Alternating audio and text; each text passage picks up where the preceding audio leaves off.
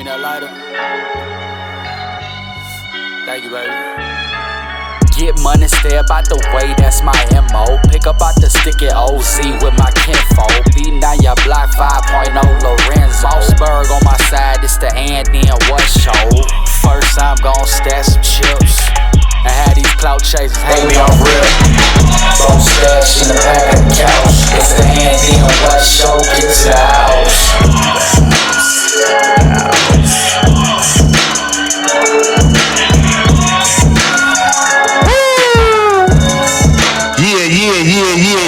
Yeah. Hey, We back. Yeah. For the one time. Yeah. And then one podcast, episode 87. Yeah. Shout out to Gronk. Best tight end all time. Just gotta throw that out there.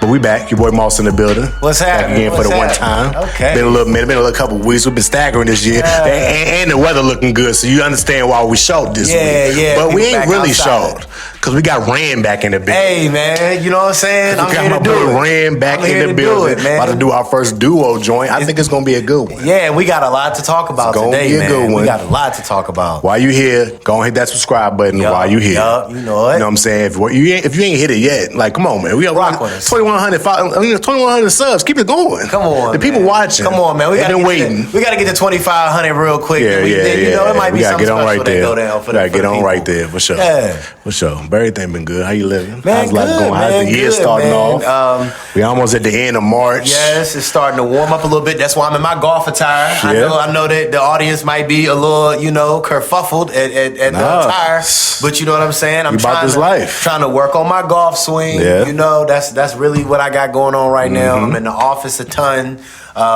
We just constantly onboarding clients, helping people make some good, smart financial decisions. Yeah. There's a whole lot going on in the world right now. For sure. So, people really need smart, fiduciary, prudent advice.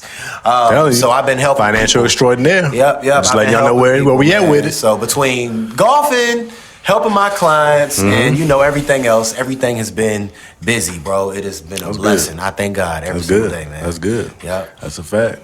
Keep the work going. Yeah, man. Well, how about you, man? What's been the latest and the greatest? It's been a little minute since going on. I mean, crunch time, just working. Work been doing all right. Just work kind of is work right now. But right now, we kind of in crunch time. Okay. With my kid, we in the fourth quarter. Oh, okay. I'm talking about graduation coming up. Oh, goodness. Okay. Different moves in life making life changes happening. It's a real pivotal moment, because I be, working at the Boys and Girls Club. Sometimes I do stuff with the Up Foundation, Good Gangs program, a bunch of different different nonprofits and ministries kind of centered around kids. Yeah. And I always tell them, you are about to go through a real experience. You going to have three choices, You either going to get a job, you going to go to the service, or you going to school. That's it really break down one of the three things, And then the fourth option that people talk about is you could be a bum. And you don't want to be a bum. So with that being said, it's time for us to pick one. Why they always leave out that fourth one? They leave out the fourth one. But they always leave out that I try to fourth include it. I don't encourage it, but I try to include it just to say. You got to be aware. Man, you can't be that. You got three choices. Yeah. Gas. So it's important. That's a pivotal, very, very intricate time where it's a lot at stake. It's a lot hanging in the balance. So, I'm praying that goes well, bro, for sure. Yeah, so that's where I'm at with it. Getting all that together, But, gotta go through how we gotta go through it and make it happen. Yeah, that's parenting, man. That's parenting. But it's all good, though. Everything's all good. A lot didn't happen.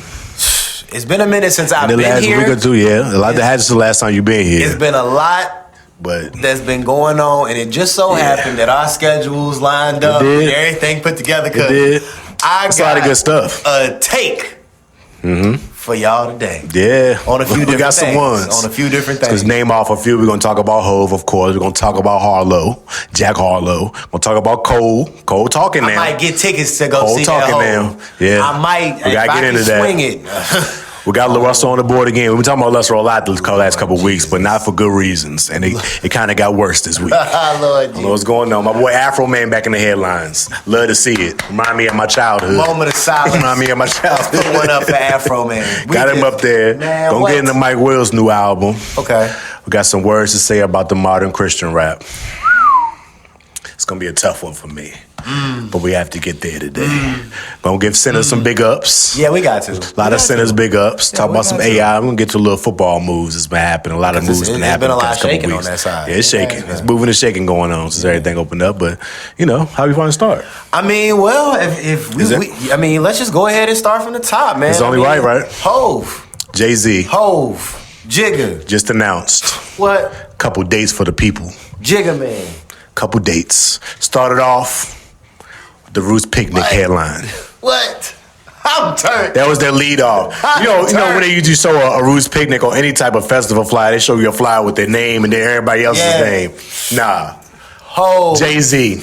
With the omelet back. It's Hove. That's all you need to know. Jay-Z and the Roots. That's all you need to know. Man. That's all you need to know. And he's got a lot of classic moments with Questlove on them drums. He's got a whole MTV lot Unplugged. of classic moments, man. MTV Unplugged. Some of the top classic moments. When he was doing the B-sides, if I'm not mistaken, Questlove was there as well. Yeah. He's got a whole lot of different joints. I'm excited to see. Been a while. It's a Philly thing. Yeah. So I'm excited to see, as somebody who grew up watching the state properties. That's a fact. And I know it's a little bit of, I don't know if we'll see everybody. I think we might see State pop out. But I think, I think we might see Beans pop out. Yeah, I think Beans will make it. Yeah. I don't think Oskino is gonna make Petey it. coming out. Petey's gonna make it. Petey gotta come out. Free's definitely gonna make it. Free definitely coming out. I definitely see. And that's all you really need. Young Guns. If you got those three. Yeah, the Young Guns are You think Chris will come out? I see need You think Chris come out? Okay. Yeah, okay. for sure. I can see that. That'd be hard. That'd be hard. Yeah. That's gonna be crazy. Yeah, that's gonna be nuts. But That's really gonna be insane. we gotta really get to the business. But then right after that, he's still crushing the buildings, man. he announced in July 2 dates. 2 of them things. Is it back to back, or is it week after week? How close are they? I think they back to back Friday, Saturday. I think it's a Friday, Saturday situation. Listen, understand. Yankee Stadium. I'm not even about to sit here and act like One night. understand This will fuck me up with because it. I am. Because one night, I think the first night is Reasonable Doubt night. And then the second night is Blueprint for the 30th and 25th. He split them up. So he making niggas buy 2 tickets. I did not know that. You either buy 2 tickets or you gotta make a decision. Oh, I did not know that because I seen the two album That's covers. what I heard. I don't know if it's it's official, but that's why I'm hearing. Man, but that's He's why splitting one them of up them's into black, one of albums. them's blue. Yeah, it's like, hey, give me one. Each night dedicated to the album. I'm not. All right, so I ain't mad at that. Okay, I ain't mad at it. You already know how I feel about Hov. Me and you Yeah. got the same opinion about Hov. We know what it is. I'm a Hovenger. We know what it is. You can't say nothing to me about Jay-Z at all. It is. Like, It's really what it is. That's how I feel about him. So I'm gonna get that out the way. Yeah. But considering that me and you both have our strong connections, and affinities for one Sean Carter. Right. What if all right, you gotta pick one night or another. What night? If it's just Blueprint night, or if it's just is it Reasonable Doubt or It's Black easy Album? for me. Is it for the Black? Which one? It's Blueprint. It's Reasonable Doubt and Blueprint. Reasonable Doubt. Okay, Yeah, so 30th for the Reasonable Doubt, 25th anniversary for okay, Blueprint. so you Yeah. which night? Well, it's easy for me because my era of like becoming a Jay-Z fan was Blueprint. Okay. Like in '96, I was 8. Yeah. Like I went back, of course, listening to Reasonable Doubt. But coming in for real, my original coming into was Volume 2 and Volume 3 was where I came in to being the whole fan. Okay. So Reasonable Doubt I had to go back to. But Blueprint is Blueprint. Yeah, that's the one like, for me. For me, a lot of people Reasonable Doubt is I mean, I was born in '96. Right. You know what I'm saying? Right. So obviously, like I said, like I'm a hip hop head and I'm a Jay-Z stan. So you gonna go back and do your research. Yeah. But one thing that I also heard from people who were like alive and well at the time, it was that even for the people who were outside, Reasonable Doubt was a slow burner. Like didn't really appreciate it till the second one came out. Like.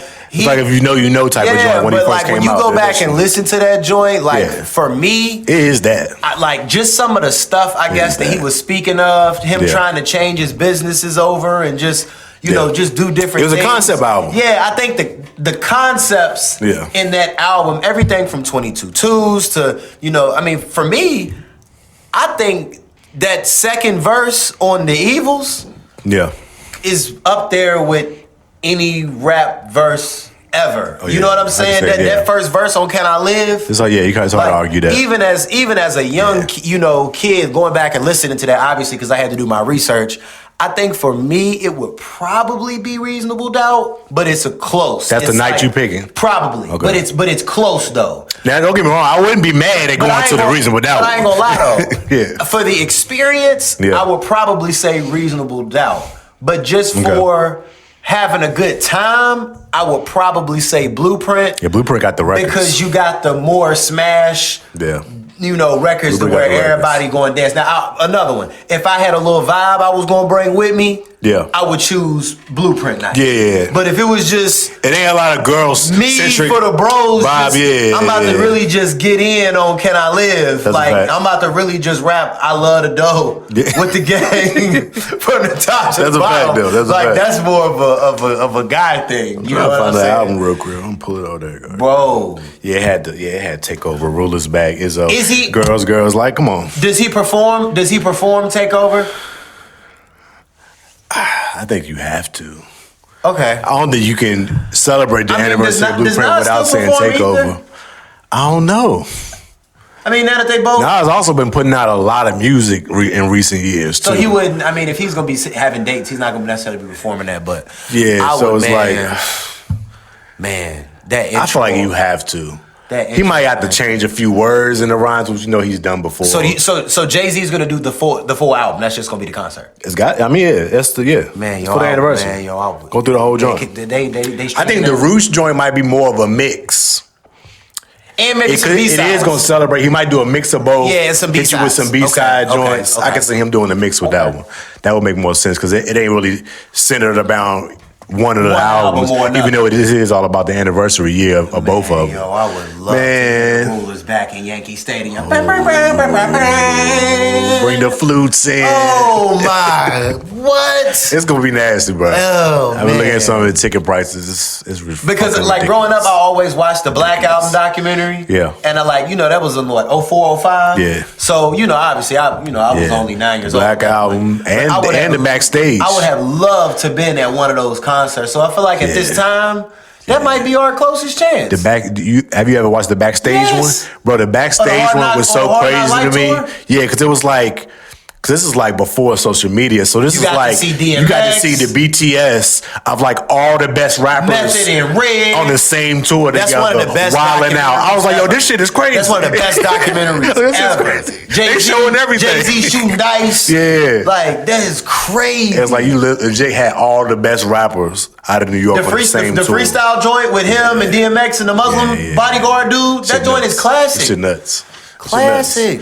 But yeah, I'm excited about this. Yeah, no, I'm excited. If people want to understand why it's always hate that's involved with Jay-Z, is because just look at this moment right now, what just happened. Just greatness. Just the rollout of all that and the reaction that you see from that. Yeah, just greatness. The only reason a lot of people bring up the hate with Hov is because he's the pinnacle. Yes. He's the one that everybody gonna compare their situation to. It always comes back to that again. And for me, I mean, it is what it is. You have classic albums, you have body of works, but I'm also big on influence and tree. Because once you get to, we got 3 or 4 classic albums, then it goes to tree, then it goes to influence, what then came it goes from to you? impact, then it goes to everything else. Yeah. I mean, it's different. I mean, it's 3 or 4 billionaires, connected to Jay-Z. Regardless of what you got to say about the man, everything from and way more millionaires. The business acumen. Beans got millions. She'll tell you if you get up out his feelings. What he say? He just lay niggas flat out and shit like, come on, bro. Like, come on, let's be real. Like, bro. Niggas held you down for real. I know you mad about I ain't show up in court and want to be like, come on, but you gotta understand where I was going. As people get older, man, like you start to understand. Like, you gotta have respect for that man. That is a black man from Marcy Projects, and he's worth billions of dollars. I don't want to hear nothing about nothing. Helped a lot of people. Now, do you believe that we're gonna get some new Hov music this year? I mean, I'm gonna be honest with you. I loved 444, and the reason why I loved it was because you could hear the nuance of what it was like to be a fringe billionaire. Yeah. Going through real stuff with your wife, who is the modern day Mona Lisa. Like, let's just call it what it is. Like, he lives and operates in a space to where it's almost like hearing if like Bill Gates or Elon Musk or a hedge fund manager could rap at this point. You starting to hear different levels of money. We don't know billionaires like that. That's nice with no mic. Yeah. We've never heard it. So hearing his take on different elements of politics, different elements of pop culture, and also his vantage point. Got a little more vulnerable. Rap is so much more about like your perspective and where you view things as far as vantage is concerned. Yeah. I would love to hear some. I mean, that's why the God Did verse is so crazy. That's why all of these verses be so crazy, is because he is telling you, like, there's a painting in my house and it's worth $8 million. You know what I'm saying? You can tell, like, what was, I guess that 444 was like the switch. Where, because throughout his whole career, it was always, he was telling you what he was going to do. Yeah. And then he started to do the things that he told you. And once he started doing it, it was like, I told you I did this, now look what I'm about to do now. Yes. And now he at the point where he's like, I think reflecting.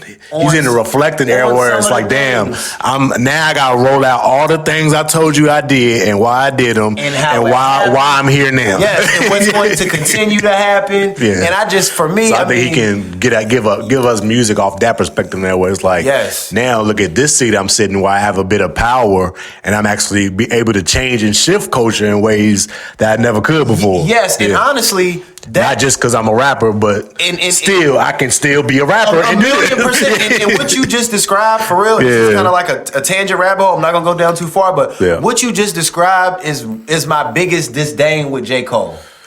Because I want to hear what it is like being you now. Tell me about Jay-Z. Tell me about that I'm worth $3 billion and I'm about to buy this casino. I'm about to do this.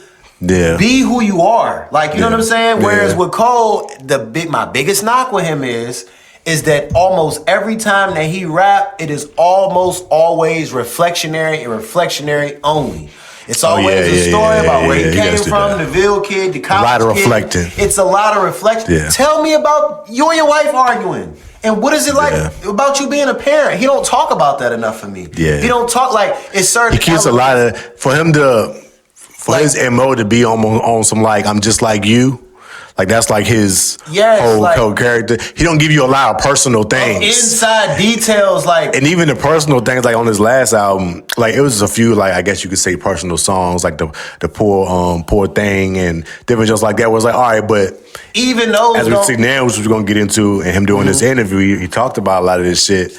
The way he explains the songs is still like in general thing. Yes, like it's never like, oh no, I was talking about this dude and I'm going this happened. Yes. It was like, no, it was a collective of people. And it's like, all right, cool. Bro. But it flattens it a little bit when you ain't standing on something that happened. You know what I'm saying? Bro, that's my biggest problem. I get that. I just want to hear about, I like to grow with the artist. Yeah. And that's why I love Kendrick so much, is because at least what he's talking about, you know for a fact. Like, I'm going through it. Freddie Gibbs, I love him to death. He go through stuff with his baby mamas. You gonna cut on that music, man, bro. His baby mama's tripping. Yeah. I can't stop messing with these escorts. I can't, like, you know what I'm saying? Rappers will tell you their problems for real. Like, give me the problems, the vulnerability. Yeah. Drake, love him or hate him. Let us know what's happening. He has the future. Give it up. All of your favorites, they can do that. But I want to hear the music. I never think about it like that with Cole, because it's kind of like a tricky play. It's almost like disingenuous. It's almost disingenuous. Yeah. Like,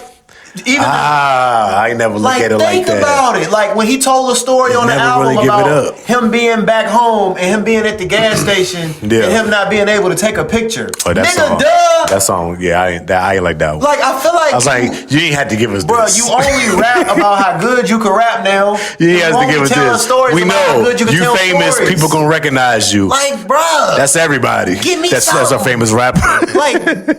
Like, take the veil back. That's nasty. Yeah, bro. That's just me. But we're gonna get to. But before we get to killing Cole, we gotta kill somebody else right now. Well, I guess we gotta kill him. Yep.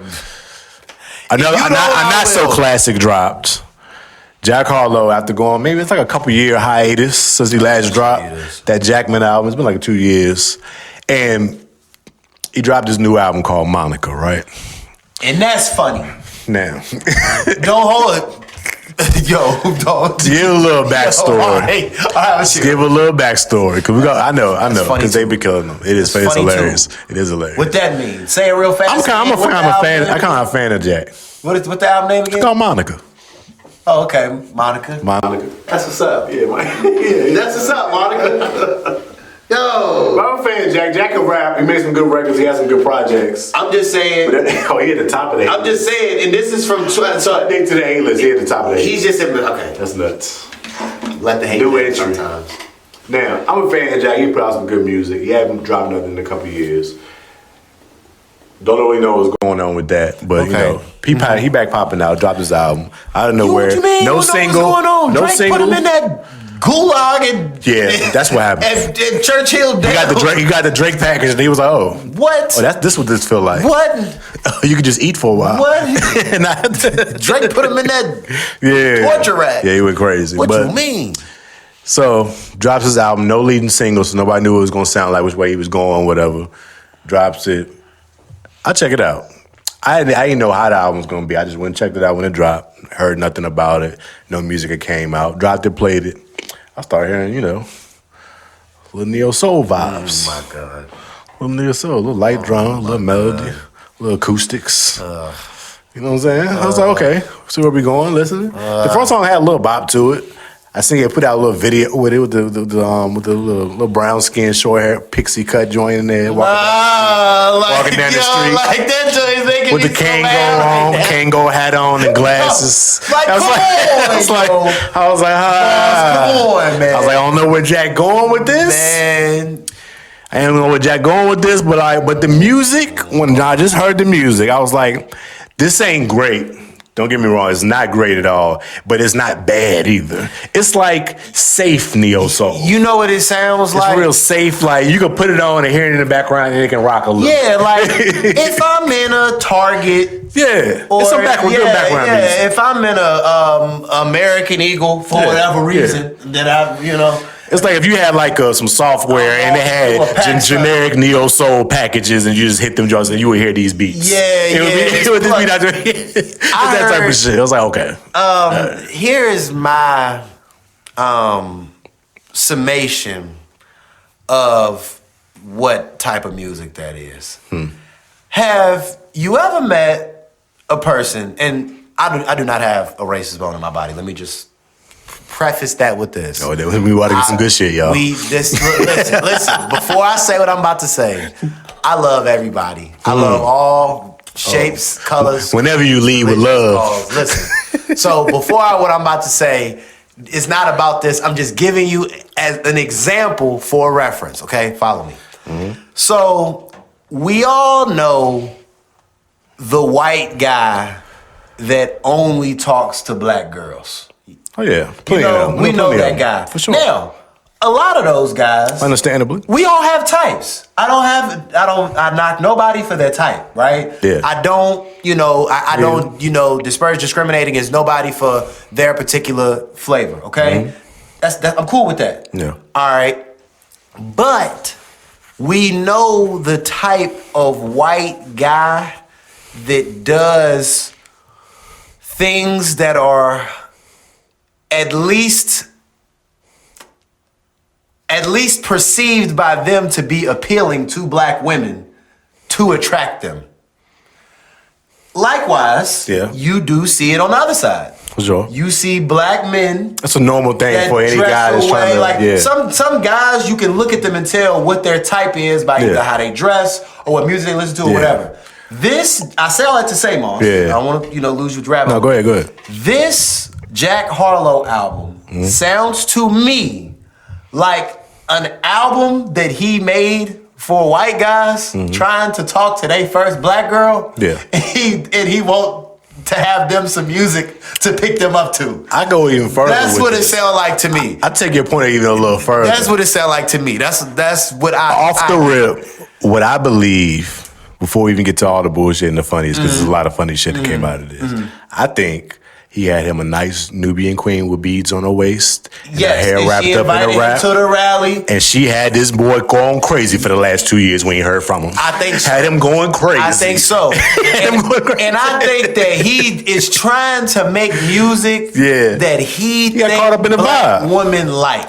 We have examples of this. I mean, on some same race shit with Erykah Badu. Everybody Erykah Badu has been with, you see the turn. Yes. And their whole demeanor. Yes. The music they made. Yes. Their aesthetic. Their attire. How they presented themselves. We've seen it with Common. We've seen it with Andre 3000. We've seen it with Jay Electronica. Yes. We've seen it with all of them. Yes. And it was a flip to do that. That happened. It was like, oh, we know what that is. Yeah. So think what it happened. What it does to a white boy. Oh my Lord. Oh my Think of what happens to her with a white boy, especially a white boy that like black women. Or she gonna have him going crazy. She start burning them incense in his house and start putting that handmade shea butter on him and inviting him to the rally. Jew Hill. Oh my Lord. Man, they been calling him all types. Yo, the names, that's been the best part for me. The names have killed me, but it's also the fact that, like, I just hate the fact that we just so easily fooled. You know what I'm saying? Like, oh, what you mean by that? What do you mean by fooled? We just easily, like, a certain amount of people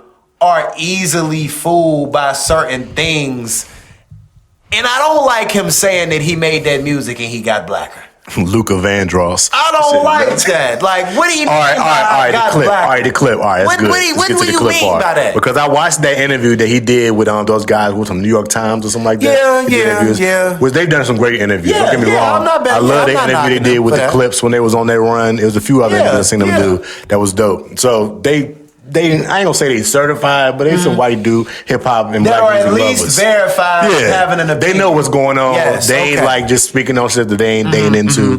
So it is dope to go with them. Now, I feel like off the rip, wrong place to go to for your first interview on your rollout of this album. Thank you. You can't go with them. Man, you can get to them down the line. It might be second or third down the line. But first off, you got to go sit with somebody black on this. It's a whole lot of off the rip. This don't look good. It's real kind of usury-ish. Just off the view of this, all right. 3 white guys talk about black music. About how black you done got. It already looks bad. Jack. Secondly, most people got I got blacker clip totally out of context. I watched If people watch the full segment of that, he won't saying I got blacker like, oh, I think I'm more black now. Yeah. They was talking about the music he was making. And how they was actually addressing a real thing that I be having issues with a lot of white rappers that be able to feel like, i.e. Post Malone, i.e. What's my name? Wild Boy, NGK. They come in with the rap sound, they get lit, and now they rock, crossover, country, and totally. And Post Malone was the worst one. Man, Jack, you can cross over, bro. They was talking about that and how most white rappers have the ability to cross over and do other things, and once they got their height in rap. And so they was talking about that, and they was like, it was kind of crazy because most people would make your white contemporaries will make that turn, but you actually made the turn of going the other way. And then the interview was just kind of like beating around it, and they weren't really saying it. And Jack was like, "Oh no, I got blacker."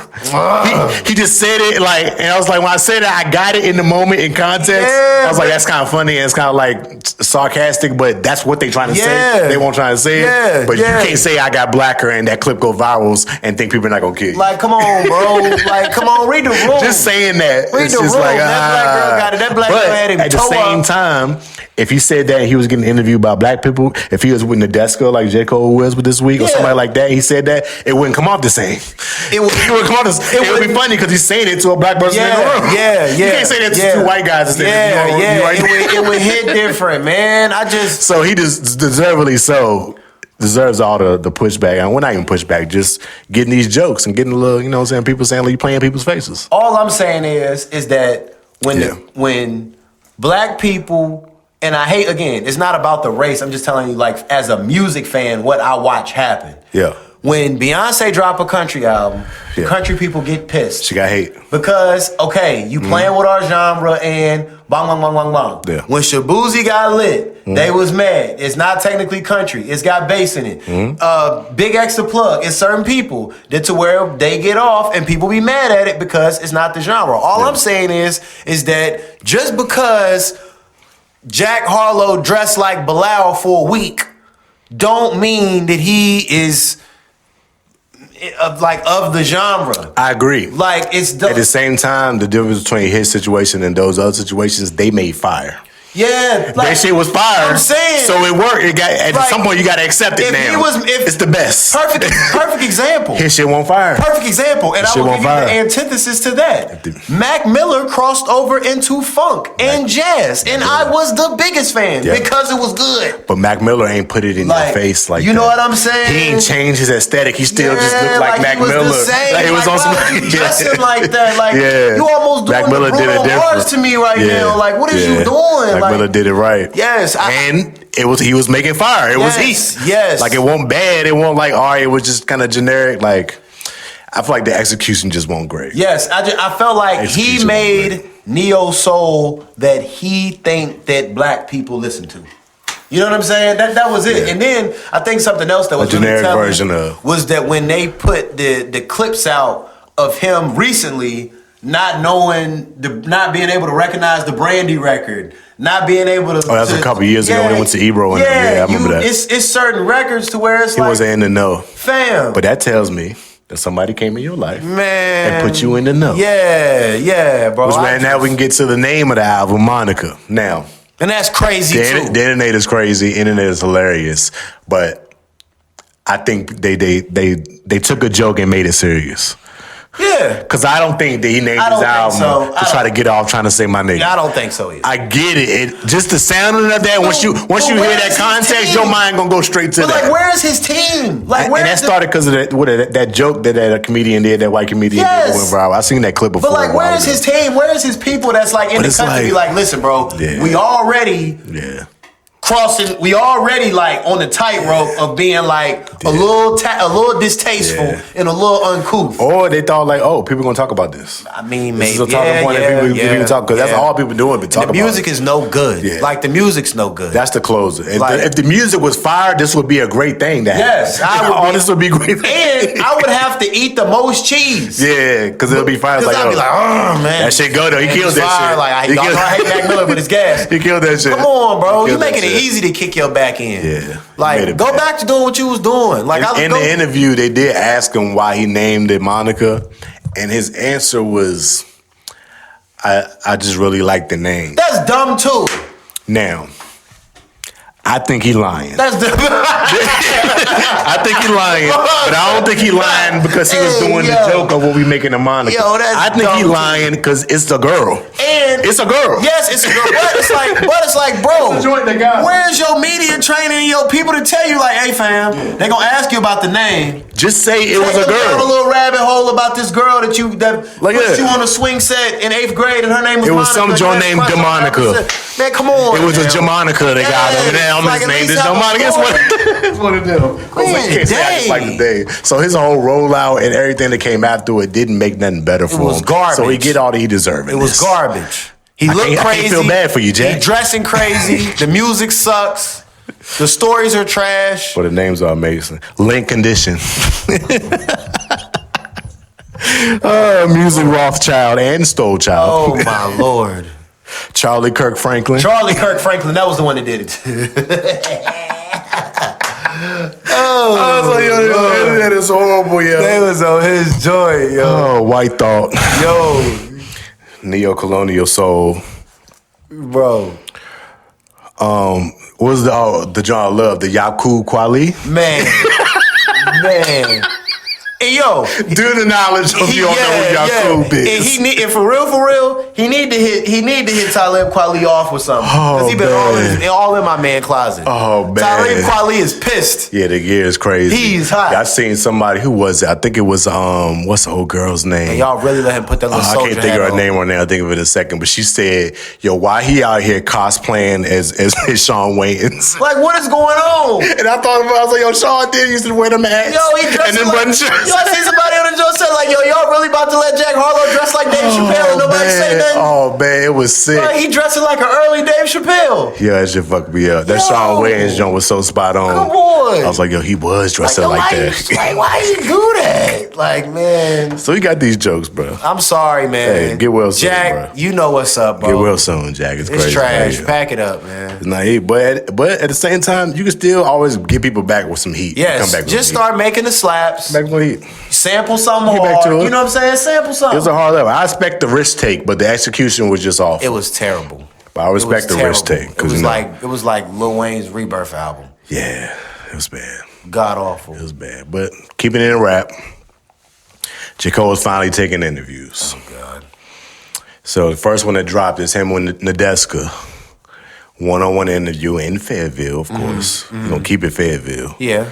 In his childhood home. Here we go again. Oh, God. Here we go. So the same story, right? So humble. So genuine. But he had the one-on-one. You might just see him riding around Fayetteville on a bike. Right. Oh, God. He's just like the everyday man. I bet you pulled up to it. And then being surprised that you recognize him. Oh, that's J. Cole, yeah. Wow. J. Cole. God, I hate it. Like, yo, I'm not a hater, y'all. Like, I promise it's just certain stuff. I fuck with Cole. It is a lot. It's a lot. It's just disingenuous sometimes. But I love Cole. In the one-on-one, this is like his first time really doing the interview since everything that happened, which is 2 years ago now, which is crazy. But of course, still rolling out promo on the album. But he got to address some things on that Dreamville night, on that Dreamville Festival stage. She asked him directly. He got right to it. She asked him what was going through his mind, what made him make that decision, the time, and the story he gave off. It was a lot of words. Word salad. It was a lot of words. It's word and there wasn't really salad. nothing. It was kind of like just like he was saying. He like gave the story, but he didn't really give you nothing. Like he don't. He said it hit me like an hour. Hit me like an hour before. And then when he said he hit me an hour before, he went into like 3 different scenarios of him telling people before he did it and their reactions to him telling them that he was about to apologize. Yeah. And all the reactions from the people was on some like, this is like the same thing, like, oh, what the fuck? Because I was like, what you doing? Bro, like, But his response to all of it was on some like, oh, I feel right in doing this now. It's like his response was like, oh no, I feel like, oh, weight will get lifted off of me because I don't want people to be feeling like this when I ain't really on this like that. Justify, get it. I get that. If people are hyping you up and on some shit, and you know you not feeling like that, and there is a message to learn, young boys. Yeah. Don't let nobody put a battery in your back to do nothing gangster that you don't want to do. If you're not about it, if you're not about it. If you're not a shooter, don't shoot. If you're not a fighter, don't fight. If you're not in the street stuff, don't do street stuff. Like, be who you is. Because all they're gonna do is lead you astray when shit go awry. Be who you is. So when shit go awry, everybody can look at you like, why you do that? So there is some nobility. Yeah, it is. And there is some authenticity in that. But for me, he said he was stressing all week. It stops there. He said he was stressed out all week. He was so stressed out. He didn't like it. But it's still like, listen. You want me to? Go ahead. Just go ahead. Cole. Yes. J. Cole fans. Listen, this is me, Randy Calloway. This is Lynchburg, Virginia. This is my man, Moss. And then what pockets? This is us. I'm telling you this. Your mans was scared to fight, okay? He was scared to put him up. He didn't want to fight. The fair one was right there. Y'all have been telling us, the Kendrick folks and the Drake folks and the everybody, the big 3, y'all been telling us at every Dreamville about how don't nobody want to say that boy from Fayetteville name. We can keep it cute. Kendrick can say all he want to say, but don't nobody want to say he said his name. Shit, Cole been saying that in his raps and all his feature run. His whole feature run, he was saying that to niggas. But I'm talking about you have been rapping, J. Cole, Jermaine. You have been rapping about how good that you could rap for the last 3 years. You ain't told us nothing about nothing. For the last 3 years about how if one person say your name, you rap better than everybody, you rap. You had your chance, dog. And he made the great mistake of... You had your chance, dog. He wasn't recognizing that his counterparts was going to be the ones he was going to have to deal with. Come on. You're not supposed to do that. And I don't see how you could miss that. You can't do that. Bro, Shout out to Sci-Hi. He said that in his little diss track. We talked about that a couple weeks ago. He said that. You should have known you and that little Honda was going to have to collide. You should have known when you and Kendrick was going to have this. That's what... It's a layup right there. Bro, that's what J. Cole did is like... Like the Nas and Jay-Z wasn't surprising for nobody. That's like Earl Spence and Terrence Crawford. Yeah. They been cool. Yeah. There was videos they all came up together talking about everything. But listen, your man's called you out for a fair one, okay? Yeah. And you didn't go fight. You had your reasons. You had your nobility. Then you stood up on the stage in front of all your worshiping fans that paid the money to see you and tucked your chin up like, take your best shot, boy. What? That was bad. That's bad. You can never come back from that. Now listen. Take your best shot. You could rap. You could do your thing. Yeah. He done put out some songs since then that I really like. Yeah. But listen, The album was decent. Boogeyman, somebody say your name, it's a rap, big red button, any of that, I don't want to hear it because you just had your chance. Like, it's not about dissing, it's about the sport of it. Yeah. And when you owe it to the fans, you owe it to mainly, forget us as casual fans. It hurts me. I'm talking about his loyalists. Yeah, I mean, I'm a Cole fan. I think I've been rocking with Cole. I mean, for me, I've been rocking with Cole since the Come Up mixtape. Yeah. So I done seen it, the whole run. I grew up with Cole, like literally. Yep. You know what I'm saying? Yeah. But one thing that I always knew and I felt in my heart about Kendrick was when Kendrick used to say that little stuff. Yeah. I listened to them as much to know in the back of my mind, Kendrick was always poking the bear. Y'all do not want it with him. He was always poking the bear. He will take everybody to hell, but imagine how But imagine though how I would have looked and how the rest of his fan base would have looked what Cole did. to the Cole fans and everybody else, the stands, the hives, if they would have took that approach. Yeah. Bro, you got everybody depending on you. It would look crazy. You got people. I ain't never thought of it in that perspective, but think about it. Everybody look, if Kendrick would have did that, I wouldn't have been able to live in that. Everybody looking like, yo, what? Kendrick didn't fight. Kendrick apologized. Mans didn't fight. He won't do it. He called himself the boogeyman for the last 6 years. That's how Somebody it would look pulled crazy. his card. He didn't do it. Yeah. This is not about the any type of violence or any type. This is just for the sport of rap. This is rapping, yeah. Bro, you can't do that. That's like Tiger calling out Phil in his prime or something, and him just being like, "Oh, I'm gonna just pull for." Like, you know who your one is. Come on, bro. You know who you gonna get pit against. And he it's like he be trying to, like I said, it is an element of what he did that I do find noble, and I do think it is a teachable moment for people. Like, don't let folks gas you up to do something you don't want to do. But bro, you've been the one doing this. What you know what people should have took as a sign to understand why Cole wasn't really about that is when, because I was speaking out on the pod some years back when Cole had first linked with Drake and they had went on tour together and did that song. They was like, the bestest of friends out of nowhere. I was like, why this don't look odd to nobody?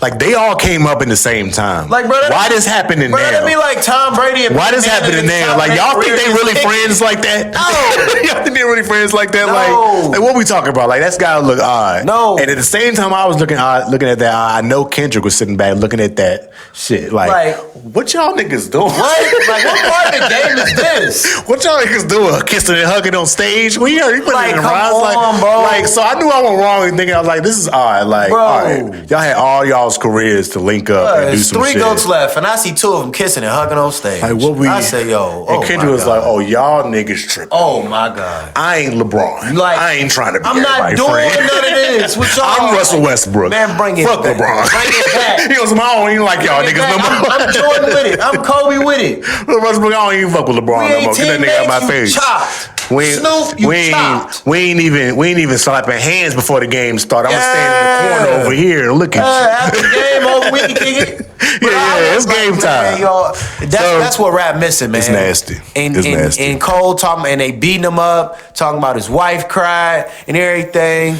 Man, it's just it don't look good. That's a tough one. Now, I just seen a little earlier, they put the clip out. Well, Cam put the clip out of Cole popping up on the set. And they made like a little skit about him, like he's coming to check him and shit. I was like, oh, this is what we want. I like that. This is what we want. I'm glad we seen them piece it up. Yes. And sit down and do an interview and talk about all the situations that we heard with all the lawsuits. And this, that, and the third. Yes. I think it's dope. Talk about real stuff. It's dope. Be vulnerable. Yeah, I ain't gonna lie. Cam killing the content. Yeah, he's doing it. Yeah, he's doing it. Like, he creating the story. Like, at this point, for it to end up like this, I feel like they was in cahoots. Oh, it went even better. Letting that shit ride. Oh, yeah, it went even better. Oh, yeah, it went shit even like, better. yo, you know I'm coming, so let's just not say nothing. Let them think we beefing. Keep the lawsuit thing going. This, that, and the third. So then when I'm ready to do the interview, we gonna really do the interview. It'll hit. I like that stuff shit gonna like be fire. That shit gonna be fire. I like stuff like that. I can't wait. I like the authenticity of an artist. Like, I can't wait to watch that. And I can't wait because even in that Nadeska interview, like he was saying the shit that he was saying,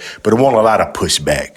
Cam and Mace about to push back. Gonna be like, hey, doggy. Yeah, Cam and Mace gonna push back on some of the shit that J. Cole get it off. Raised, bro. Yeah, like, you that man, and dude call you out into the street. Yeah, you supposed to go out there and put your hands up, bro. Because Cam and Mace both did their thing and they disses in their back time. in the day too. But that's a part of rap, though. Again, with both with Hov. Yes. Yes. And because they recognize. Yeah, like I have to. You know what I'm saying? Like, like I mean, we can't just let this nigga get this sneak dissing off. Bro, and even on the Fall Off album, and then on the 4-pack that he put together, it's like, bro, you still kind of stop explaining. I don't want to hear them. Like, stop. Talk about it no more. Gotta let it ride. Gotta let it ride. I fuck with Cole, but I rock with him as a young. I can't wait to see the interview though. Yeah, as a young high school, like I grew up like in my adolescence. On Cole's still one of them. Yes, he's one of them. He just ain't one of them. Yes, but that's all it is. Yeah, he not one. And that could be what it is. That's fine. Yeah, and it's okay. He's still great. It's okay. It's plenty. He's still one of the greatest. Yeah, it's plenty of those that's there, but he don't have it. He just don't have it, and that's all right. It's okay. Yeah. Keeping it rap, we gotta address a lot of people that we love a little bit this week, but because we gotta get into Lil Russell again. In the past few episodes, we done brought up Lil Russell a few times, and not so such a great fashion. It's just and it's all happened ever since he didn't sign his deal with Roc Nation.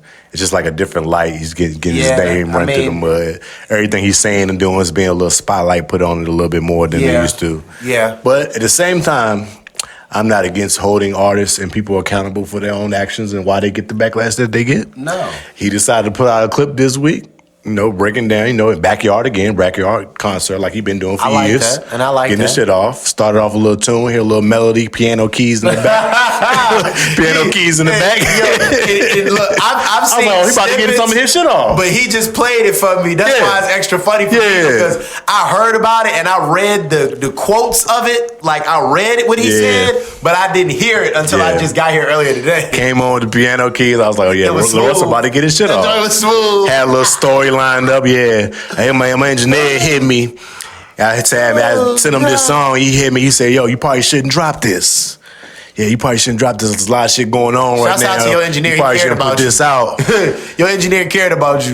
And he said the story. I'm like, oh shit. He's like, nah. He's like, no, I appreciate that, but I'm about to drop this tonight. I was like, here we go. I was like, I hope it's good. We'll see where this goes. Here we go. He starts getting off. I guess it's supposed to be the hook. It's like a little heaven sent hook. He naming people. Malcolm is heaven sent. Martin is heaven sent. Yada yada yada. And then he gets to another part and he's like, oh, Donald too. And it's like, you haven't sent. Then he say no. Hey, Epstein too. He haven't sent. I was like, all right, what's going on? Adolf too. I was like, all right, what's going on? They haven't sent. And then he said, even you. I was like, damn, you put me in it? Now I'm with Adolf and Epstein, just like that. The internet had their way with this. Oh my God. They had their way. And it hits even worse. He's standing on it. Because he's standing on it, which makes it bad. But Lil Russell had done 2 or 3 things that first he was hard to hate on, but because he was so positive. Yeah. But then over time, people who are positive, it starts to become easy. It's different once you get the Clippers start getting involved, attached to your shit. Doing stuff, right? Because he put out a lot of content, so that you're giving people a lot of shit to play with. But then he started doing things that was like, all right, you did this whole thing about how Roc Nation and them, they won't no good. They gave you a deal, they won't no good. They made a big deal about that. They made you a bad deal. Okay, bong, then you signed it. Okay. That was right when he announced the sign, and they brought all that to him. So that was the first thing that made people be like, okay, backlash there. Yep. Then you move on. You get behind the mic again, you tell people that Lil Wayne ain't never said nothing. Yep. You ain't just a random podcast feature. He just talking, they just having conversation. You ain't never heard Lil Wayne say Clippers nothing. got another one. Boom, they got you again. Yeah. So it's like you starting to pour gas on a fire to where it's already easy for them not to like you because you so positive. Yeah. But now you starting to kind of lend credence to people already having a certain fabricated disposition about you. So and this the game. Yes. You doing a deal with a major label now, so now it's another spectacle focus on you for content. And you give a lot of content to people on a daily. And not for nothing, what you are supposed to be giving content through your medium, which is music. Yeah. You just put out an album. Yeah. Lil Jon joint.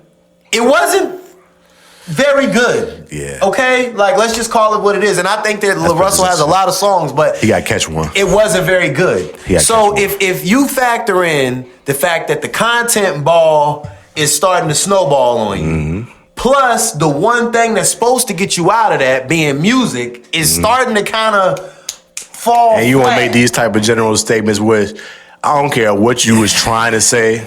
What you said, the execution wasn't there. So that's why you got the backlash of it. You got to take responsibility of that. You ain't saying Epstein and Trump and Adolf in the song unless knowing, you know people gonna have different responses to that. You know what's going on, and you're not doing that. Your response has to be thought out. Yeah. And like it's just so many different things about it to where I just don't think he's doing himself a ton of favors.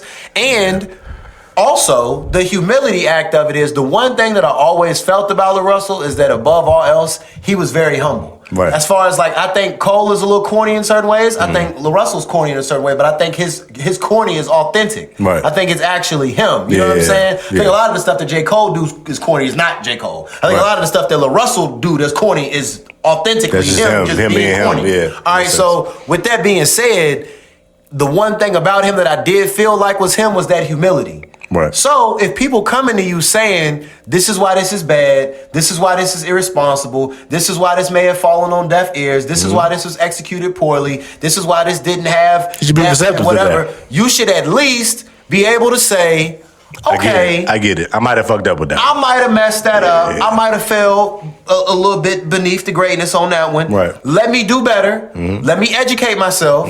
Let me eat my cheese. Put the egg on my face, make my little statement, and do my on. publicist, and move on. No, you trying to double down, triple down, stand Y'all don't understand heaven sent. and now you done deleted your Instagram. I'm saying we all came from God. A dummy. And it's like, all right, dog. A dummy. A dummy. But that ain't what heaven sent mean. A dummy. Heaven sent means something good that's get brought down and that's happened. That's what I thought it meant. And on top of that, not to skip over what we about one of our next points, but at least if you are some type of Christian rapper or you are doing that, at least read the Bible enough or understand enough about what it is that you're saying to where if you're gonna say something like that, it makes sense. Have the scripture and the context and the nuance of everything else to make it hit. Yep. You're not even really in depth in your duffel, and I'm not. And that's kind of where the artistry coming in, because that's like the point he was making with the story in the front was on some like, no, I'm an artist. I feel like I should have my expression. Understand you don't think I should do it. I'm gonna do it anyway because this is why I'm doing it. Yeah. What comes with that is a responsibility. Yes. Of what you're about to put out into the world. Boss. You gotta say shit the right way. Yes. You can't just say whatever and be like, no, y'all just don't get it. Yes. With great. It's like, no, we got it. This is how we responding to it, and now you got to respond to that. You know what I'm saying? Now you have to accept that and apologize. And it's just like,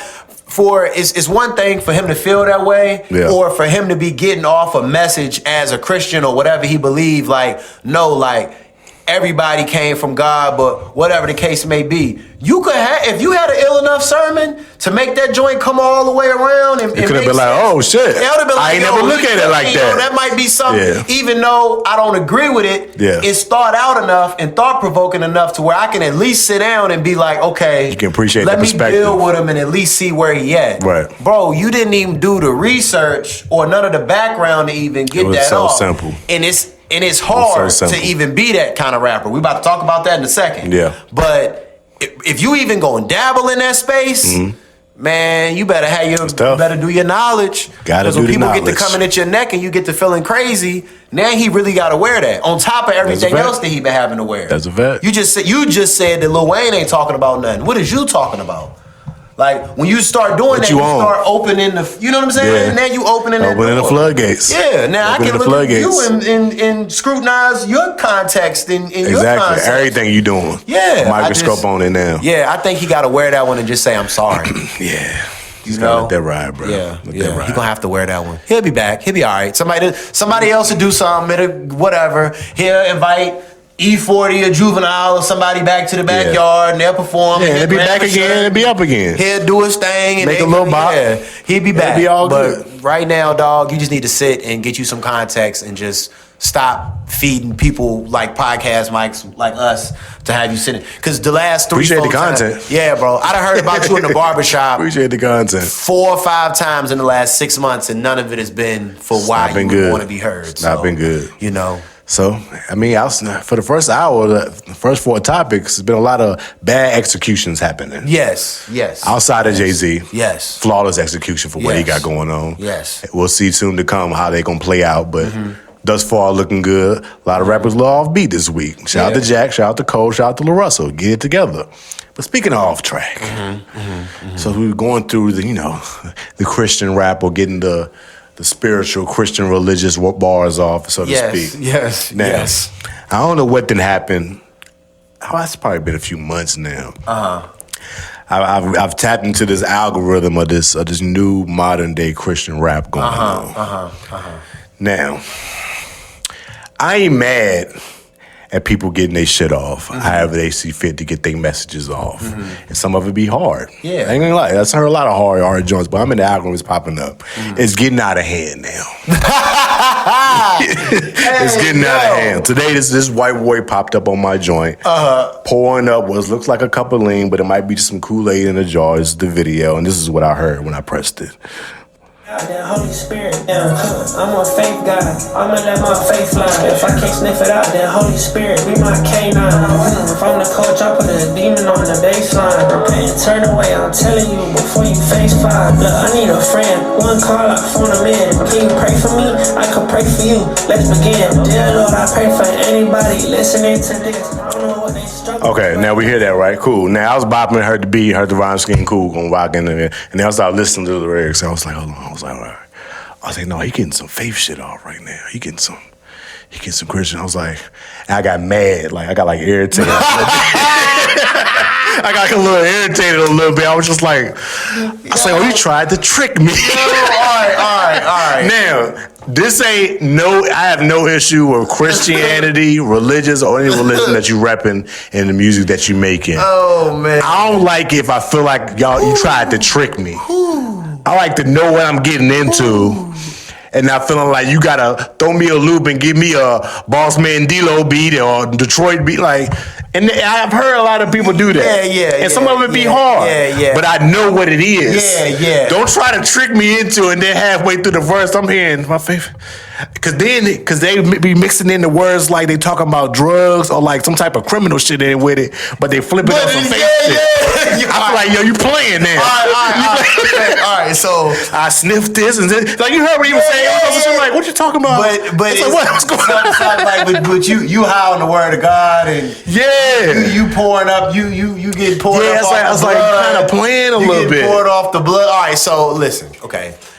It's like, is you really trying to get your message across, or are you trying to play and just getting somebody to just listen to your music for this clip or whatever? Okay, so here's my perspective and take on the whole Christian rap thing. Right. All right, so I grew up in the church as a child. You know what I'm saying? My grandfather was a pastor. My parents deacon, whole nine, right? Yeah. I was, on the choir, usher board, everything. I grew up in the church, all right? So just like a lot of church kids, I grew up, I got introduced to the world, as they call it. And then, like all folks, when I got my license or whatever, my dad didn't make me go to church. He was like, look, I done made you go from this to the time till you got your learners. Yeah. You know what a church had. You know what time to start. You know what day it's on. You there. You go up there and get there. If not, that's your choice to make as an adult, right? Right. So he gave me that choice. So in that time, I strayed away from it and went out into the world and made my own decisions, whatever the case may be. Yeah. Recently, the last, I'd say maybe year or two, I recently got restored and renewed in my faith and started getting back in, acclimated to the church, ingratiated in my church, active in my church, participating in different stuff, and reading the Bible again, going to church, Bible study, all different things. Not to say that the participation makes you more of a Christian, but just trying to be more intentional about my walk and my faith and everything, right?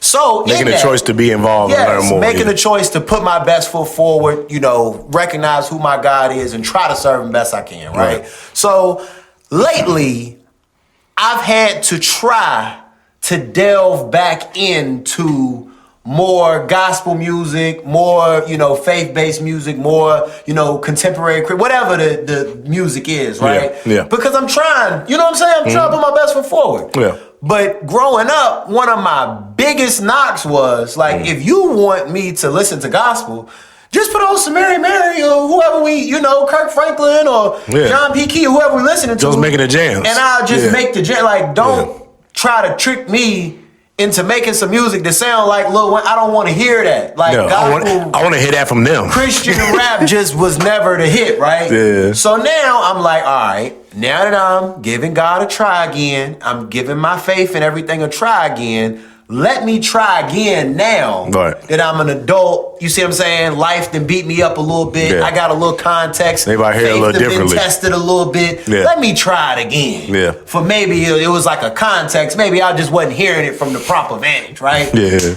But I heard it again. I'm like, man, this joint's still weak. Like, yo, this joint's still weak. And listen, I got some friends. It ain't nothing against what the message is, though. It just be like, shout out to my boy G.I. Wonder. Yo. They make fire. Shouts out to Lecrae. They be going Shouts crazy. Out to E1. It's a lot of Christian rappers that lyrically are there, that everything is there. And I'm on the youth board and youth committee at my church. I'll see us getting a Christian rapper for the kids in the future. Yeah. So one of my homeboys is a Christian rapper. Shouts out to G. Taylor. I got a lot of different people I know that make Christian rap. But I would say, and this just is me, it's just personal subjective opinion here, I think that like 85% of what you and I would recognize in Christian rap is just, like to the Jack Harlow point, just executed bad. Yeah. You know what I'm saying? It's execution. Now, if you real ill with the Bible and you got your metaphors and stuff together, There's some people that kill it, and though. you really killing it, Some people that kill then it. I'm going to tap in because it's just talented. But It all comes down to if it's good or not. man, I would submit that 70 to 90% of the Christian rap that I hear is just bad. Yeah. It's just bad. And the more modern it gets, Which at the same time, most music is bad. yes. Just in general. And that's what it really is. People are in the top tier of making music and rapping for a reason. Yeah. Like it's gonna be more that's not good at all. And I guess, Moss, I just thought that I didn't like Christian rap because I was immature in the spirit. You know what I'm saying? Like, I didn't know some of it enough. could just really be bad. But, bro, a lot of that stuff is just bad, bro. Yeah. It's just bad. Just put on the gospel like your grandmama and them. Yeah. And we'll just listen to that. See, I'm just on the trickery. Don't try to trick me into listening to the song and then I realize it's like, because it didn't make me not like it now. Yeah, like now I'm just like, oh no, like I see what you tried to do. Nope, they ain't. Yeah. You playing a little bit. And not for nothing, I'm all for meeting people where they at. Right. You know what I'm saying? Right. If it's some kids or some people or whatever, where it's like, look, I gotta make it sound like this because I ain't gonna reach these souls if I don't. Understood. Then by all means, but a lot of that stuff, bro, is just not good, fam. Because to me, I feel like that's if from he somebody doing it, who loves rap and loves the Lord. Yeah. I love both. But mixing the two just don't do it for me sometimes. Yeah. That's just me. But to me, that's what makes the difference between one of me just looking at this clip and flipping by it and never acknowledging it again, or I'm gonna hit follow and see what you got going on. Yeah. You know what I'm saying? If I hear him, I'm like, oh, this shit kind of like it's fire. Like, I understand what it is. Is he going crazy? Oh yeah, I'm gonna tap in with you. I'm gonna tap in with you. But That's hard. man, some of that stuff is terrible. What's that dude? You from the Bay, from the California area, Mike? I just tapped into. Damn, I can't remember his name right now, but he kind of nice. I can't remember his name. I'll remember in a second. Tap me in. But he nice though. Like he makes it's real LA based Bay Area bops or whatever. But it's hard. I don't mind it. It's just got to be good, man. A lot of that Christian rap is just trash, bro. It's just trash. And I guess the reason why it's trash is because it's like, again, I think it might go back to that like authenticity thing a little bit. Like, rap is really like predicated upon like Miles Minnick. That's okay. I'm gonna tap in with Miles Minnick too. Yeah, but like to me, like rap is really like predicated upon like life experience. Yeah, and I just feel like a lot of times, like I need to hear some of the things that you like didn't do or struggle with or whatever the case may be, because I feel like tell your real story. Yeah, like it'll hit some. Like I guess maybe some of these people come off to me like they trying to make it pop Yeah, you just trying to flip Bible verses. Yeah, you flipping Bible verses. They trying to make it pop, and it just don't. Like you sound like you ain't never like struggled with nothing or did nothing or been nowhere. You just took a couple Bible verses, threw them in a bar a couple times. Yeah. But shouts out to all my Christian rappers. Keep trying, yo. That's a fact. Keep trying, man. Shouts out to all my brothers in Christ, bro. Keep trying. Here's some heat out here. Something that brought me back to my childhood. I love that. That boy Afro Man back out. Can you please play one of the songs for the people? Do I have one of the songs lined up? I think I have a few. Can you please play one of the songs? But Afro Man is back. Just give it a background, a set scenario. So apparently, I forgot where he is. He's in Ohio. He's in Ohio. That's where it went down. It's like Adams County or something like that. Some police department that you wouldn't just expect the Afro Man to be living. Yeah, just a random place. Apparently, the police came and broke down his door, broke in his crib. Apparently, there was somebody reported that he was kidnapping people and had them in his crib. So the police come bust down his door, start going through all this shit, illegally busted in his house, breaking shit. They stole money from him. They took like $4,000 from him. Took some money from him. Yep. They went through all of his stuff, trashed his crib, broke the door. Found out it was false. They found nothing for any of the claims while they was there. Mm-hmm. Took the money. He go get his stuff back. Some of the money was missing. Surprise, surprise. This, that, and the third. He complained about it. Da, da, da, da. Shocker. They tried to take him to joint. Shit got thrown out. So then he decided he gonna start dropping diss songs. I love it. I love it. Start dropping diss songs about the lady Lisa, about the lemon pound cake. He said one of the officers in his house looking at drooling. It's about the whole scenario about specific police officers. I diss song. Oh, the videos are even funnier. The police officers get upset. The videos are even funnier. And decide they gonna sue Afro Man for defamation for making these songs. Which is egregious. Which and when you like, all right. But Moss, when you think about it, the very premise of that is egregious. Yeah, it's like, yo, y'all was wrong. Suing y'all. Broke in my crib, broke some of my shit that I gotta replace. Took some of my money that you confiscated. Stole from me. Let's just call it what it is. The police stole from him. And y'all was wrong, and y'all mad because I put out some songs reflecting on what I just went through. And then because I'm a rapper. Then the lady that bust up in the house, she up on the stand, crying, looking ridiculous. Yeah. Y'all look crazy. But I would say this. What else would you have him do? Instead of him going out here, terrorizing the community. He went crazy. Doing something wrong to people, right? Yep. He did what the American way. What is... Yeah, get right. Randy Walters is a son of a bitch. I love Afro Man, yeah. That's why I... And they slaps! With the American flag suit on. And the video is him dancing in front of the green screen with his surveillance cameras in the house watching the police. It was fire. He had a fake version of the lady officer that was in there in one of the videos. He went crazy, yo. He went crazy. Look him up, Lisa. It was a hilarious, yo. And they slaps. And they slaps. So back to call back to our J. Cole point, our Jack Harlow point, and our Christian rap point. You could get off whatever you want to get off. Just make sure it sound good. Flawless execution by Afro Man. Just flawless execute. Victory. You can get off whatever you want to get off. You can diss the police if you want to. And a lot of people will listen to this Afro Man like, oh, this sounds like some bullshit. It might be. But it's heat, though. Because the way he went about it was just all heat. Like, you can't deny it like he was with that. It's heat. And then, the lawsuit that they had against him got thrown out. Judge threw it out. They ain't had no grounds to stand on. This is art. It's music. Didn't count. And I love how this song that he did to the woman officer was like a 13-minute long. Bro, it was so funny. He played the whole thing in court.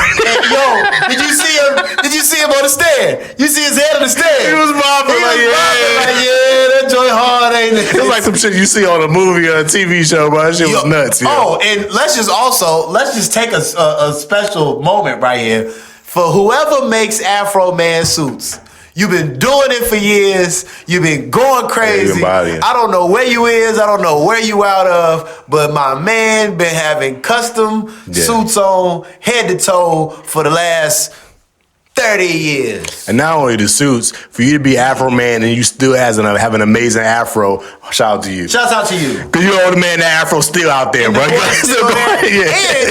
a lot of people don't understand. Like, Afro man, like, we make, like, fun games and stuff. Yeah. Make no mistake about it. Yeah. Afro Man is an 8-tray gangster crip. Like, he comes from that. Like, yeah, cuz you hear it. Go listen to that first album. He was a gang member on there that was very much with it. And for him to parlay from where he was to where he is, and to make it this long with that song, and to still be finding ways to be, man. He's minding his business. All I can do is tip my cap to Afro Man. Straight up, man. Straight up, man. You did that. You did it. You did that for real. You should countersue. That's what I would do. Probably should. I would countersue. The whole police department. He got a better suit than they do. Yeah. I would countersue. Yeah. Now, obviously, you got to wait. At the very least, for what y'all did to my crib. Yeah. At the very least. Because the boys be getting off with that. And a lot of people don't tear your shit up and then leave. They ain't got nothing to do with me and laugh in your face. Yup. Like, nah, bro. Jam you up. Y'all owe me for this. Yup. This shit costs money. Yup. Everything I've been through, mental anguish. I can't sleep at night no more. Yeah. Y'all the violence. I got to worry about somebody busting through my door. Yeah. What we doing? And for real, on a serious note, it's people that still be alive. R.I.P. Breonna Taylor. R.I.P. It's different people. It could have ended a whole different way. It's a lot of people. Philando Castile, Freddie Gray, Alton Sterling. The list goes on and on. That's a fact. About people that probably should still be here because of that. Mm-hmm. What if he flinched wrong or had the remote in his hand when they came up? We might be having a different conversation about Afro Man that ain't cool. That's not cool. The fact that they even got away with that. You got rights. Shout out to a black man getting his lick back. Yes. We don't get that often. We don't get that often. Now, if I was him, I might would move. Maybe. It'd be hard. They're going to be on his ass. It's probably hard to live around there. You got to get up out of there. They still got to police them streets that you didn't. You better not do a rolling stop, nigga. Yeah, you got to get somewhere different. Go move to Chappelle's town. Man, since you're in Ohio, he owned the whole city. Seriously, because it's hot up there. Great day. That was dope, though. To finish off, I guess, on the music topics, so to speak, Mike Will made it. It's been a couple of weeks, ain't really heard no albums outside of Monica. But Mike Will dropped the album, and this shit hard. It slaps on there. It slaps on there. Called Reset. A lot of Atlanta going on there. You got all your usual suspects: Young Thug, T.I., Dro. Got Killer Mike. You got John with CeeLo on there. 2 Chainz on there. Got 2 Chainz on there. All the usual suspects. But he got some heat on here. 21. Started off with 21. The 21 song is crazy. It is. The 21 is nuts. It is. That shit hard. You coming with them. Once you hear you get 21 on something. On the samples on over. With the chipmunk samples in the background. You know we about to go crazy. Yeah, it's over. With some hard 808s come in. We know what time it is. But you got some heat. You got Travis Porter on there. Got J Money on there. Tizo and Ludacris joint. You played that joint. It's a decent record. Yeah, no, I like that. You got joint with Chief Keef and Youngboy. Is Tizo from Atlanta? That shit was hard. I don't know where Tizo from. I don't know. I feel like he might be from Texas somewhere. Where is he from? I feel like he's from somewhere southern. It's gotta be something southern. I have to check that, look that up. But the song with T.I., Dro, and Killer Mike. Crazy. I heard that joint. What you were saying earlier off mic, he was like, yo, they might need to put together a little 5. They might give a little 5-6 EP joint or something, because all 3 of them niggas on the song is nuts. A little Zone 1 compilation project. There's some Atlanta lyricism going on with that. They went crazy. Yeah. You got John with Lil Key, with CeeLo, because you got Sway Lee on there.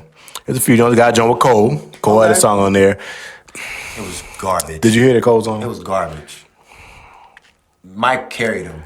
Again, the rapping beat about hard. how good he could rap. The beat hard. It just sound different. It's just not good, bro. And I hate to seem like I'm a J. Cole hater. I'm really not. But like the song. That's what I was worried about. The song just wasn't good. It just makes you listen to his verses differently because he was getting his shit off. The beat was hard. It was just like play a little bit of it. I don't believe it. It just don't sound believable. I can't believe it. It don't sound authentic at all. Like the beat hard. Yeah. And he was all over it, like, but it just. Yeah, he found the pocket. Yeah. He found the pocket. You just. Yeah, I don't got no problems. Only opportunities for growth. Life is a what? Fuck a missionary squeeze though. I'm in the cut, cooking up 100 keys of dope. That's where he lost me. I'm cooking up a couple keys of dope. Shut up.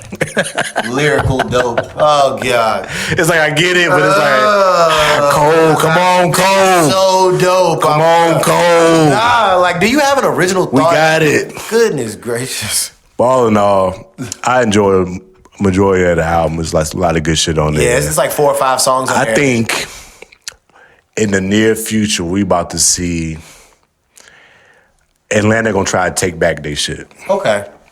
We know Atlanta had a throne, and last couple of years, Atlanta been looking a little like what's going on, y'all down there. It's a lot of shit that's been going on, you know, with 21, Gunna, Thug. Yeah. Like a lot of the guys that was kind of the leaders of this new school, or whatever, new generation. Future done kind of got low.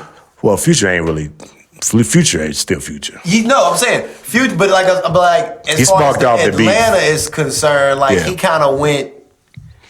Like he's bigger than Atlanta. Well, after that beef year, people forget that year he had 2 number 1 albums that same year. Yeah, of course. Like people forget that part. Like his first album is what sparked it off. Future. Like he was all through that. Future replaced J. Cole in the big 3 for me. Yeah. I mean, Future might be the one that won the most out of all of them.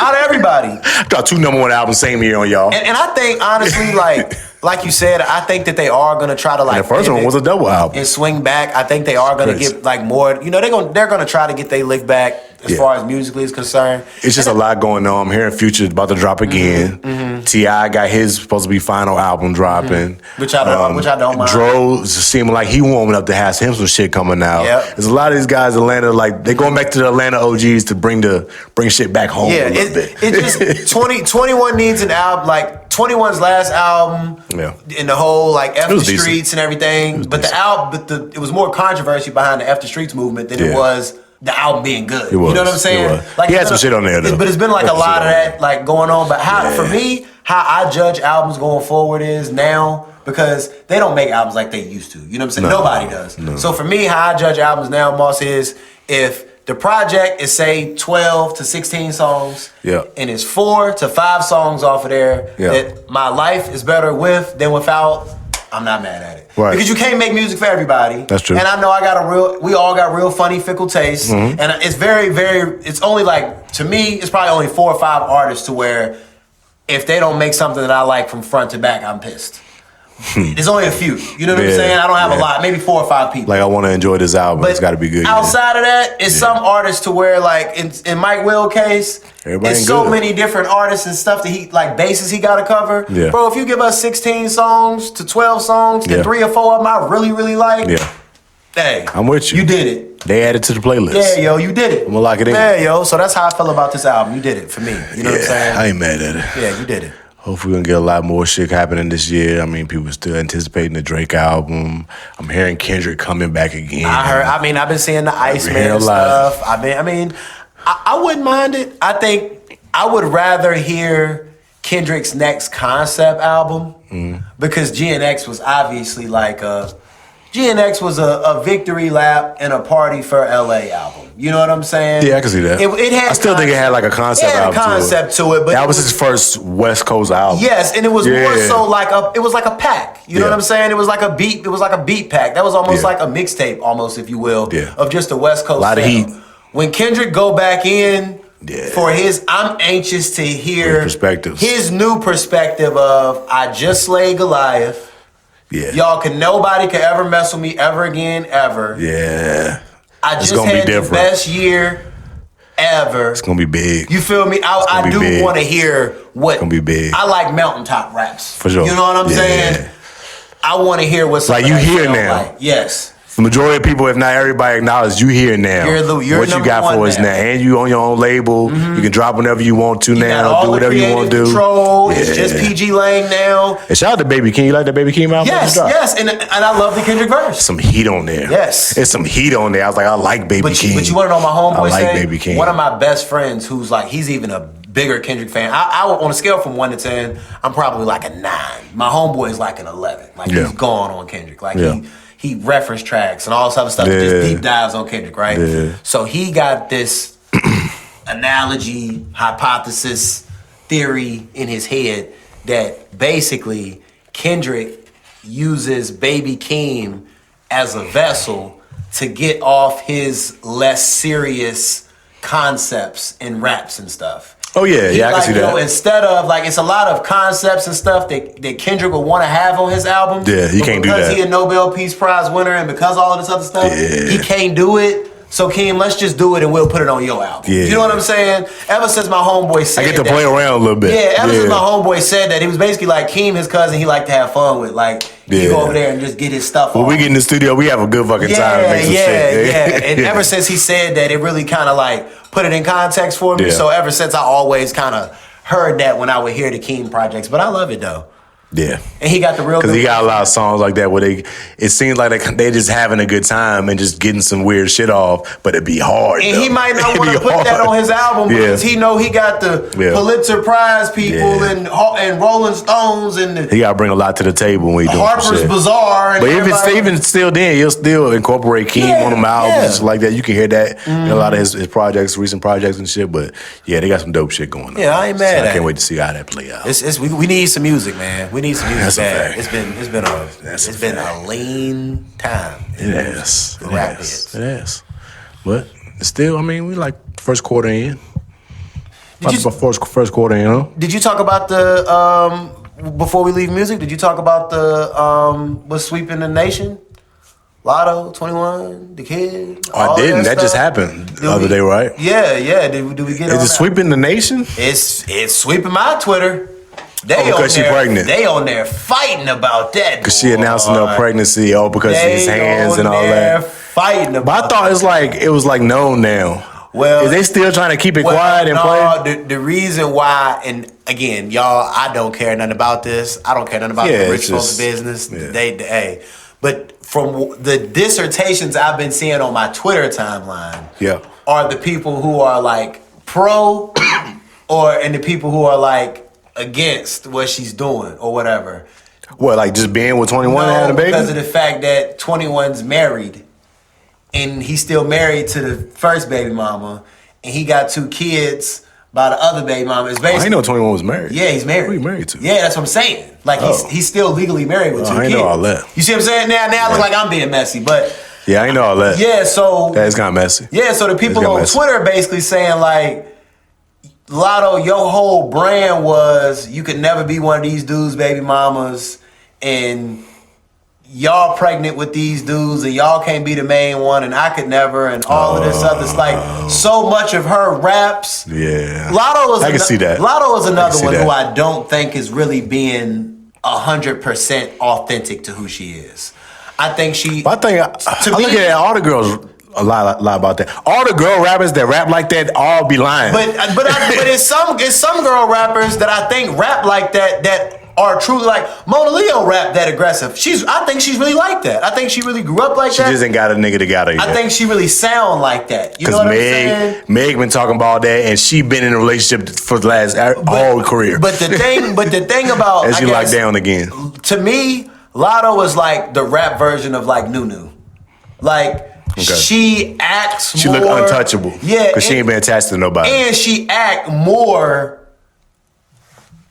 like Southern and Atlanta than I feel like... I don't think she actually talks like that. Yeah. Like, I think if you just sat down with her and was like, whatever her government name is, what the heck going on, man? What the fuck? I don't think she actually... it might be. I don't think she sounds like that, bro. I think she put a whole lot of that on to be Atlanta. She probably put a little extra on. And I think she probably put a little extra on. Like, it's a lot of her brand is basically, y'all can never make a side baby mama or a side piece or a side whatever out of me. She made it like she was kind of untouchable. Like, you ain't never seen her link with no other rapper. And she only got 2 bodies, and I was a virgin before you. I don't have an ex, and I only slept with 4 people. Just be lying. And I get that, but it's like, for the people on Twitter though, they was basically saying, like, for the young girls and the scholars and all of them people was like, here we are again, basically putting somebody on a pedestal that's having kids by somebody else that's married. Yeah.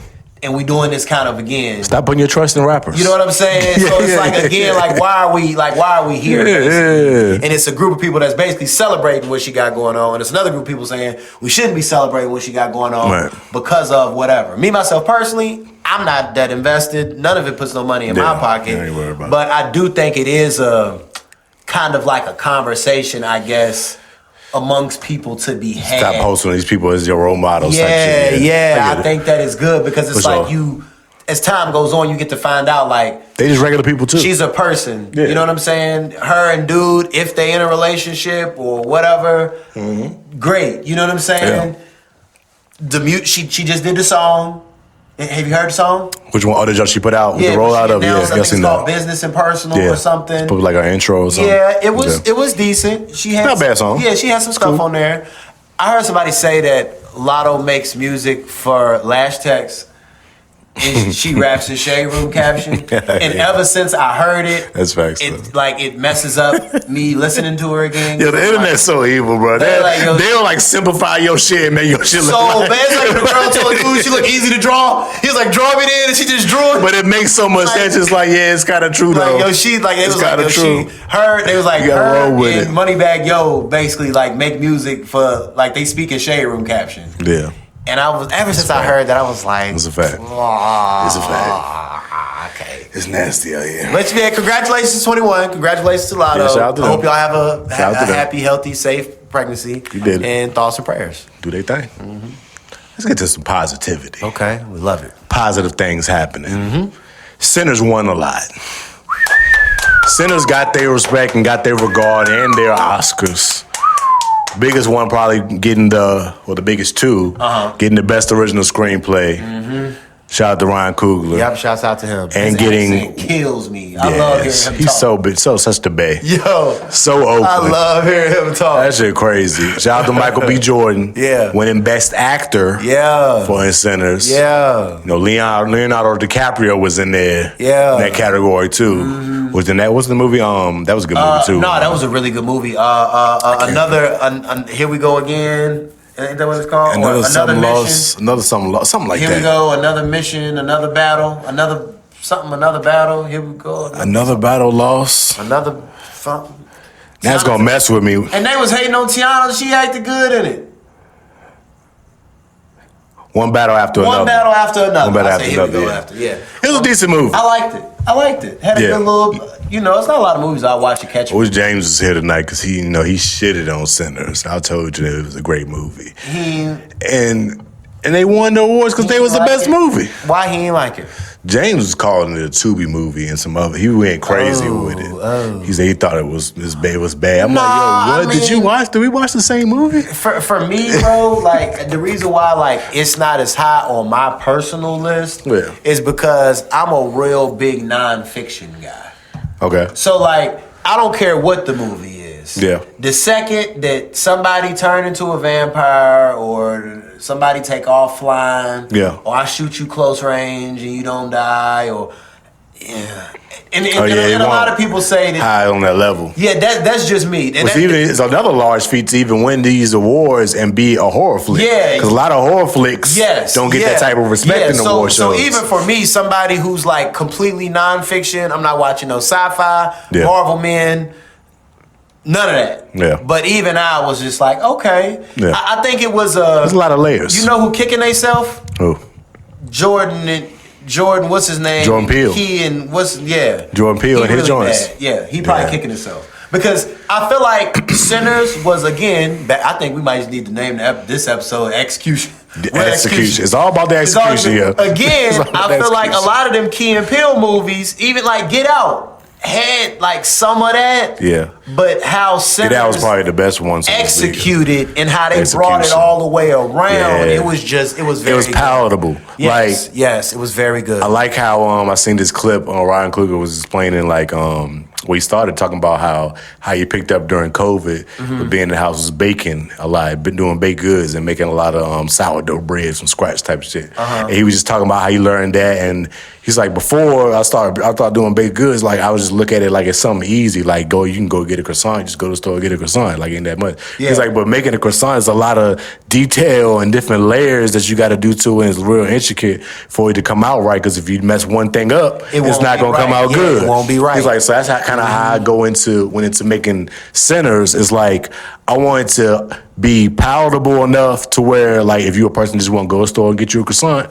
you can get that. But at the same time, if you're a person that pays attention to the layers and the details and the different inner messages and then that, all that is in there for you too. Yeah. So either consumer that has these perspectives going in can get what they want to get out of the movie and they can still love it. I was like, that's a perfect way to explain it. Yeah. And that's what Sinners was to me. Yeah. If you needed all the little details, the little esoteric knowledge things, little deep-rooted messages in there, you can find those. They all in there. Yeah. Or if you just want to watch a vampire movie. Yeah, it's just a pretty good vampire movie. They had all of the subliminal messaging and the imagery and the coded stuff. Yeah. But at the same time, it was just a good little joint. And it was, it was people pulling up. They was watching that joint with their girl. Mm-hmm. It was just a regular, go watch it. Easy watch. Yeah.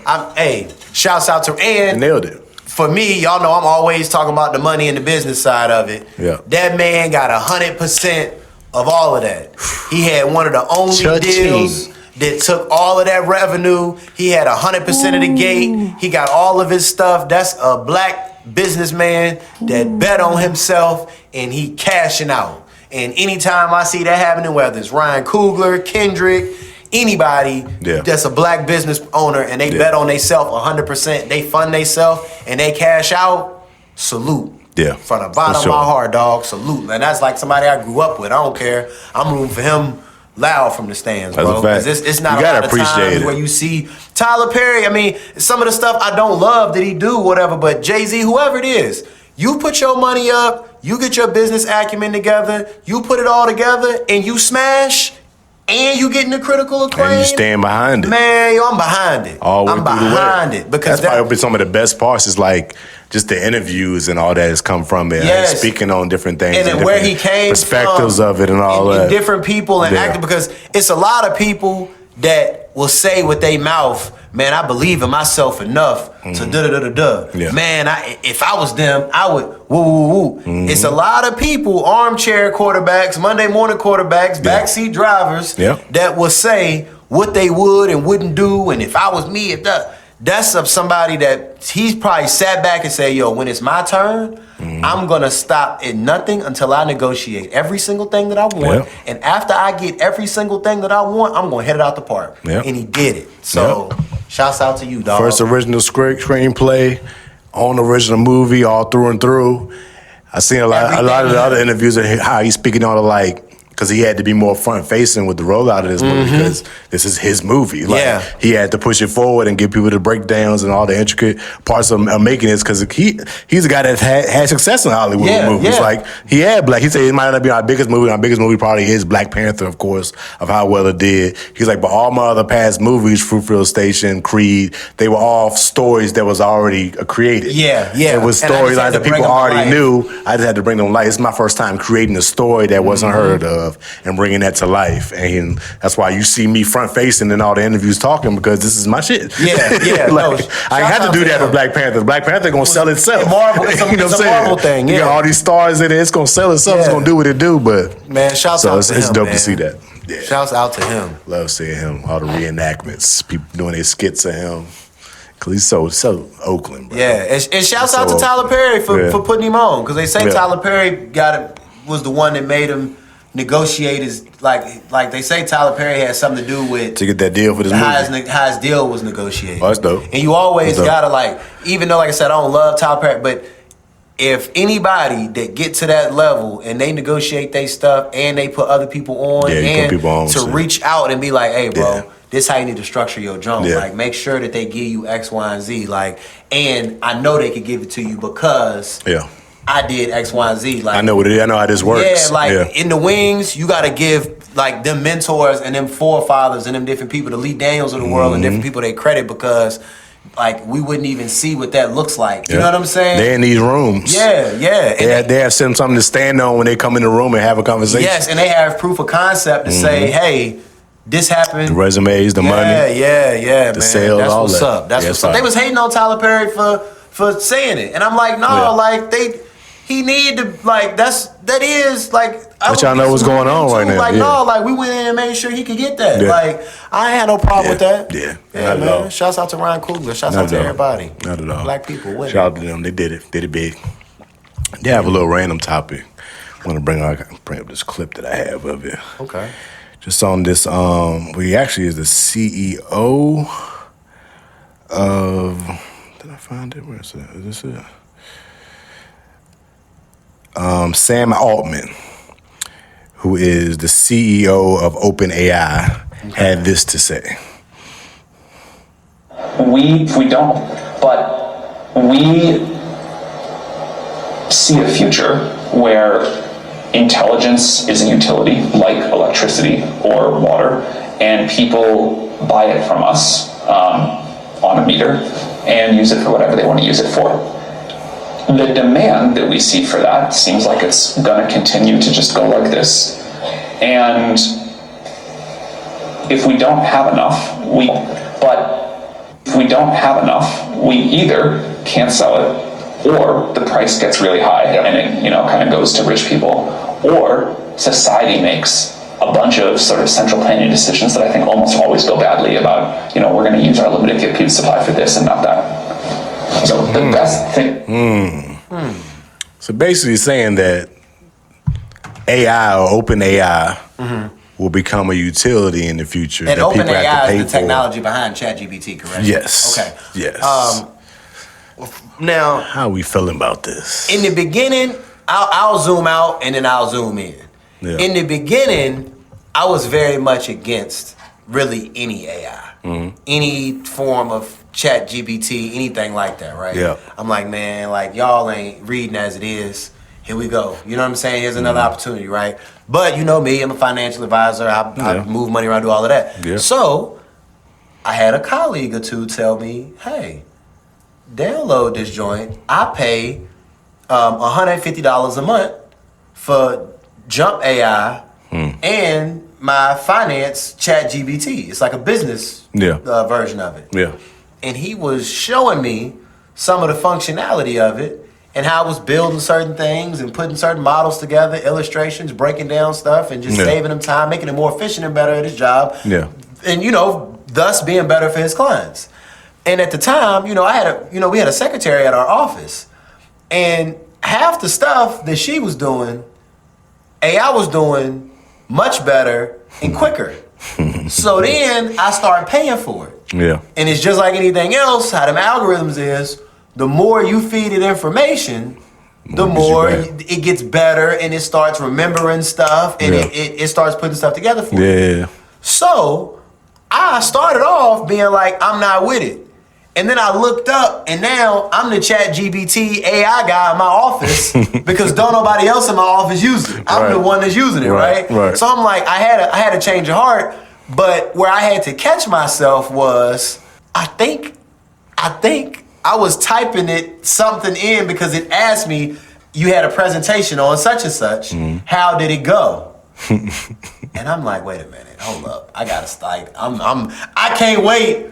It's knowing what you got going on my there. office so I can text my ChatGPT homeboy and tell him how good the presentation that we put together went. We did this, bro. I'm like, we did. I might be going down the rabbit hole a little bit too much. It got you. Bro, I was when I was using my homeboy's login before I started paying for it. Yeah. And I clicked on that joint and you can see the old questions. He was on that joint like, this girl just sent me a selfie while she was at work. What do I say back? I messaged her like, Oh, he getting real game. You trying to get some real game on we gotta draw the line somewhere, yo. The next time you wanna learn how to talk to a girl, that's what technology pick up the phone does, and call bro. me, gang. Technology just makes us more lazy in situations. Like you looking for a response to the girl. Like Greg, dang, bro, just tell her she looked pretty. Like, yo, that joint was on. I clicked on that joint gave him like 5 different options. This was crazy. for work. This was for play. This was flirty. This was gave you every scenario. I'm like, man, yo, it's a part of that a lot. I don't know. Like, I even it comes to a point, I have to catch myself being like, all right, like, I gotta stop relying on this joint as much. But it helped and it works so much. And it's just like TikTok, anything else. The more you feed it, the better it works. I think this could be a good or bad situation. Initially hearing that intelligence becoming a utility, so people got to pay for information. when they already do. You kind of already do. In a way. But it's still on some like... But does it now... There's so much misinformation out there now that you could still be paying for false information. And it's like, all right, so... like, you know what I'm saying? Like, say, for instance, like, if... Like, I got an attorney on retainer. Yeah. Now, I don't like be going through situations where I regularly need an attorney, Right. but a lot of times it'd be not so much a criminal attorney, but it might be a family law attorney, an estate planning attorney, somebody that do wills, or somebody that, you know, handles certain situations. Get shit done in time. Yeah, can give me the math or the law behind certain things, right? Yeah. Trust, whatever. So I will call him maybe 4 or 5 times a year and ask him a random question. Hey, I got this. This person want to make this a beneficiary. Can they put this in the trust? Can they do this? Can they do that? Yeah. Is this a charge? Is this okay? Is this whatever it is, right? Now, I pay $5,000 a year into what they call an affiliation fee, and baked in that affiliation fee, we get access to that attorney. Right. So in a way, I'm paying for his information. Yeah. People, I have clients that I literally just have them on what's called fee-based planning. I don't trade their stocks for them. They just pay me $1,000, $2,000, $3,000 a year, and I just consult them. Hey, this is coming up. You need to rotate your money from this. Your portfolio's not evenly weighted. Whatever the case may be. Now, they in pay that me all for that you said, would you swap out that attorney retainer for an AI that can do that thing for you? See, that's what I'm... Or would you be cool with somebody using AI to do what you do and consulting for these people and their money? But see, that's what you know what I'm saying? But see, that's what I'm saying. On the flip side... Would that be a better situation? But I feel like on the flip... And people always ask me, like, Renegade, as a financial advisor, does AI scare you? Because they could just get an AI advisor. To do, And I always... My retort to that is this. You're never going to be able to walk up in AI's office, kick AI's doors open, come put your feet on AI's desk, and want to answer and ask him about X, Y, and Z. You know what I'm saying? It's certain elements of the human experience that we'll be able to protect, because the way I look a client in AI and tell them, please don't mess up your 401k. Right. Please don't. AI may or may not be able to do that. The nuanced decisions. Yes, and shit, of the human experience that takes like detailed, granular minutia of the space or the human experience or whatever the case may be. So in that sense, I feel like AI is a tool, and it's just like a gun. Ain't that like the basis of what AI is, though, to remove the human experience so people could just go to their phone and get the answer? I mean, somewhat. Yeah. I mean, I feel like it's definitely putting things like encyclopedias out of business and stuff like that, because why would I ever buy one of those now? But still, if, say for instance, I had a question on, like, I'll ask ChatGPT something about the Bible in a heartbeat that I don't understand, whatever. Okay. But I'm still gonna pull up on my pastor on Sunday and be like, what are you getting from this? Because it could be something in his lived experience that is going to get him to contextualize something this way that AI is just not going to do. Because now you had to question, what is the AI pulling from to give me the analysis of this verse or this scripture that I want to know? Because it's certain what they pulling from to get there. Yeah, because it's certain things, like I got into an argument with my parents about lifespan. I was telling them that if they live to their mid-60s, they got over a 60% chance of living into their 80s. Yeah. And they was going back and forth with me about it, and I asked ChatGPT, and it pulled the Department of Labor statistics from Social Security Administration. Well, in that instance, it's like, okay, I feel comfortable asking AI that, because this is something that is a hard reference. Proven logistics. But things that to where it's like, what do I say to a girl? Or what did you get from this scripture? Or what did my boss mean by this? Yeah. That a lot of those things are so nuanced and gray that it needs a perspective. It needs a certain perspective. It doesn't need a general, I got this from this, so you should do it this way. It's like, but you don't know how my boss is. You don't know how this lady is and she responds to things, or how she is in life, to say that won't work in this situation. You know what I'm saying? But even in a mathematical sense, I've had to catch myself on ChatGPT, because, like, say for instance, I'll put an illustration together for an investment, right? And the way that I'll have the investment to be a certain way, And then they'll message me and be like, well, why did, they'll give it back and say, it's weak here, it's weak here, it's weak here, it's weak here. And then I'll explain, oh, well, I built it like this because the lady just got a raise 6 months ago. And because she just such and such and such and such. And because her husband isn't a big fan of it. And by the time I'm done feeding the rest of it that information, giving them the full perspective. It gives it 180%. Well, Randy, we actually think you designed this great. Right. You see what I'm saying? Yeah. So in just that sense, the mathematics of it did not change. The numbers and the functionality of the product that I built isn't any different. So it still comes down to the person using the AI. What perspective are you giving it to give you the answer that you're looking for? They still didn't have 5 or 6 meetings with those clients and seeing the look in their eye to know what's going on. They said such and such. Or they just looking at numbers and saying this makes sense to do this. Spitting it out, yes or no, yes or no. So all of that stuff got to be back checked and stress test by some element of the human experience. For sure. So that's the only thing about it that makes it to where I do agree what dude's saying. They are going to, if you pay attention to history, they've commodified everything. For sure. Everything is a commodity. They have found we shouldn't be paying for water. Package and distribute everything. Everything has been monetized. That's a fact. Intelligence will be too. But if you read your own books and you do your own research, your own knowledge, and you do all of the stuff, you won't have to buy it. I know dudes that come up with your own perspective. Yeah, I know dudes that can't rebuild a motor, but they nice enough with a wrench to where they don't gotta pay a mechanic to change their oil. Right. It's levels to that. So I think dude onto something, but I don't know. I feel like we'll be okay. It gets scary. Yeah. It gets scary seeing how it all go down. But it's where we at now. It's here. It ain't going nowhere. And it ain't going nowhere. You better get with it. That's what I be telling my senior brokers and everybody else in my office. Like, y'all cannot use this if you want to. Watch how fast I get this presentation done. Yeah. I got to prove it. Moving at a high speed now. Yeah. Get with it or get ran over for sure. Well, to finish off, got a little NFL news, a little sports news going on. A lot of trades, a lot of new contracts, a lot of movements happening. Probably one of the bigger ones that happened like a couple weeks ago, like a week and a half ago, was Kyler Murray. He's now with the Vikings. He's gonna love that. I was like, perfect spot. It's gonna be great. We've seen the Vikings swap out 3 different quarterbacks in the last 3 years now. One of my homeboys called it QB rehab. Yeah. Go back, get right. Throw to Jordan Addison, Jefferson, TJ Hockenson, who's like, everything's good. It's a perfect spot for him. It's going to work out. Perfect you got spot. weapons. You got some running game. You got a quarterback whisperer there. Yeah. You got everything you need. I think one of the best wide receiving cores in the league. I low-key think Jordan Addison is one of the best twos in the league. Yeah. Everything's nice. going to be fine. He's nice. Everything's going to be fine. It's the guy that was Hockenson? Yeah, TJ Hockenson. They got some guys. Yeah, you got it. They're going to be fine. Talented tight end. They're going to be fine.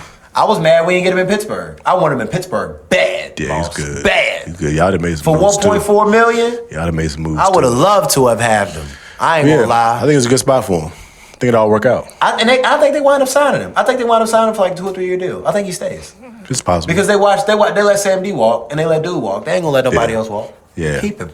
You can't keep moving on to a new quarterback every year. I like Kyler Murray. I think Kyler Murray got a bad rap. What's his name? McCarthy, though, a little bit. Well, not bad, but it's just like I feel like he didn't get a fair shot. No, he didn't. Went down for his first rookie season, out for the whole season. Come back in second year, they give him a shot. Had a rough season, dealt with a lot of injuries too, and now it's like now y'all brought in another quarterback. And it's like, damn, you didn't get this man a fair shot yet. The thing about JJ McCarthy that just even out of college just made me worried about him was people say they thought he wasn't gonna be that good. It just wasn't enough proof of concept for me. Yeah. Like, you want a natty dog. You threw the ball 6 times in that game. Yeah. You know what I'm saying? Like y'all had 2,000. Y'all set the. You ain't showing you can take on this weight of having one of the best receivers in the league to throw to. You know what I'm saying? Like being able to get you gotta be able to launch that joint. Jay Jettis was in hell last year, bro. He was in hell. I'm glad I stayed away. He was in fantasy football hell. It was terrible. Yeah, bro. It was terrible. I think it'd be good for him. And it'd be good for JJ. Let him battle it out. Yeah. If he might bounce, but I love it for Kyler. Love it for Kyler. Yeah, Kyler need a fresh start. Love it. I'm pissed for the Steelers, but I love it for Kyler Murray. He need a fresh start. Well, going into y'all's division, after I think it was the last pod we did where we talked about Crosby getting traded to the Ravens reneged and sent him back to Vegas. Now I'm hearing two different things. Yeah. Because I'm in division and because I'm a Steelers fan, yeah. I have proximity to Ravens fans. It's just a part of the game. It's there. They saying the dude outright failed the physical. Okay. That's what they say. I've heard that one. Now, everybody else is saying y'all knew what was up with his He had a knee. season-ending injury. Y'all knew what was up with his knee. Everything else was what it was. As soon as y'all got Trey Hendrickson and found out that y'all could get Trey Hendrickson for way less, now y'all backed out. Trey Hendrickson from the Bengals. You see what I'm saying? Yeah. Now, honestly, me, myself, personally, I like it happening to the Ravens because now people will be less inclined to give them a deal. But it don't look good. yeah, people will be less inclined to will and deal with them. It don't look good. Yeah, I mean, so I love that. Because they kind of played the same game with Lamar before they paid him. They was, playing around, acting like they was ready to deal him. Yeah. They was playing the game with him just too. Doing little funny stuff, it's like, not really right. paying people like that. Yeah. So I mean, because you gotta realize moves like this, like out there throwing Lamar out there or dealing with Max Crosby. These are big time players in this league. So teams are holding up. Yes. To see what y'all doing. And I done rebuilt my team. Yeah. Y'all gonna throw $30 million worth of dead back on me? They paid a lot of free people in the free agency. Yo, that's crazy. It's like y'all playing with people's money and their situations. They should get sued for that. Yeah. They should get sued for that. It alters a lot. Even in the NBA, when people every time KD about to be a free agent, like teams are waiting to see what's going to happen. Where is KD going? Yes, you know what I'm saying. They need the league. They need to wear. They need to wear something for that. I don't know what it is, but they have to set a precedent and make some type of example out of that situation. Because if not, that's a slippery slope. It can keep happening. Resending trades, keep happening. Pump faking and doing little slick stuff. But on the flip side of it, as a football fan, I would have liked Max Crosby to go to the Ravens because if the reason why I would have liked it just for the sport, I know who wouldn't have liked it. I would have loved Joe Burrow, but I would have loved for Trey Hendrickson to have stayed in Cincinnati. Yeah, because now you got four of the top pass rushers: TJ in Pittsburgh, Miles in Cleveland, Max in Baltimore, and Trey in Cincinnati. That would have just been fun to watch every week. You know what I'm saying? Just watching AFC North quarterbacks just get terrorized every week. Toe up. That would have been like cool to see. Toe up. You know, the competitor in me want my ops to get good.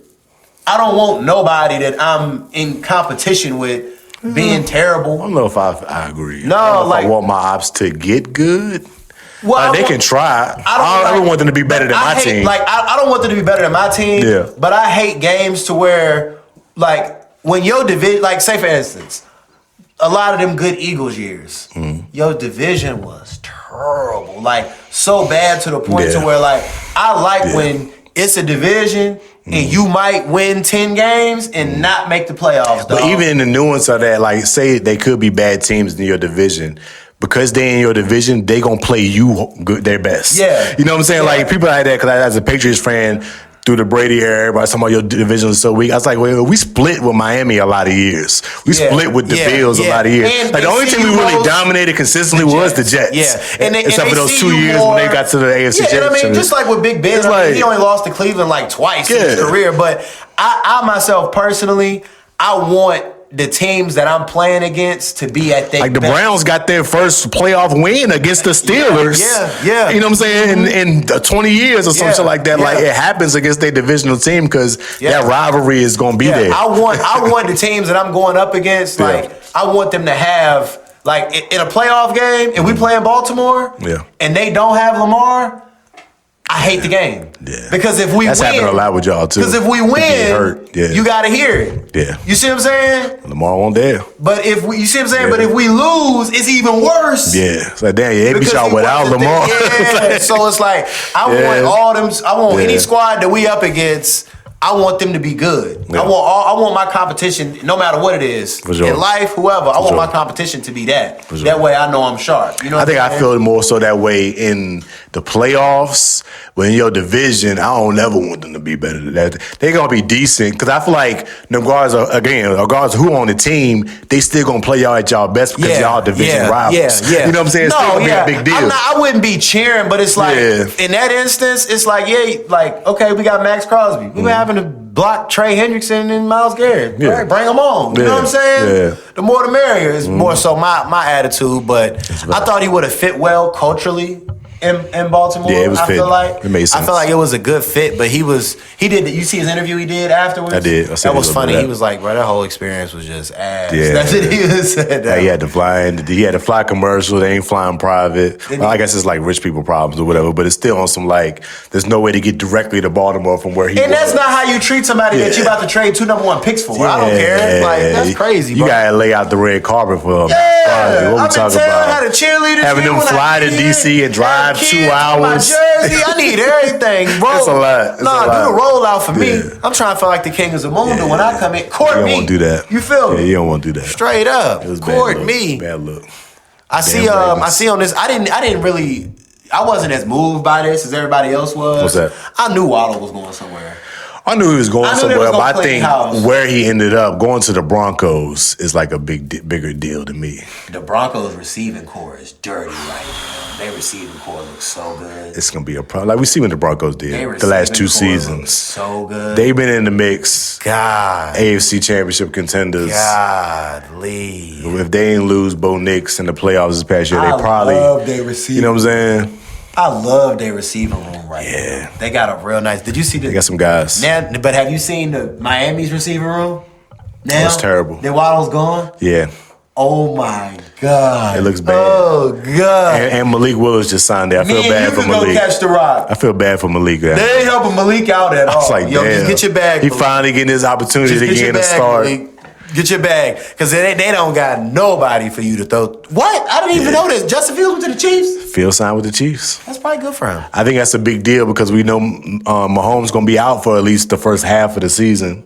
Well, this season, you know, he had a season-ending injury at the end of last season. He's going to be out the first half of the NFL season? Yeah, he's going to be out a little bit. Seriously? Yeah, they don't think he's definitely not going to start the season. Oh, God. So I think Fields probably end up starting. Oh, Jesus. To start off with the Chiefs. Oh, Lord. I see they re-signed Travis Kelce for another season. Oh, well, I don't know if that was a good I don't move. think about that. I think it's, I'm going to give you another one that's not up on here, but my senior broker is a huge 49ers fan, and he was all like salty when I told him about himself and the team. I don't think that Mike Evans signing is going to wind up. I forgot they did get Mike Evans.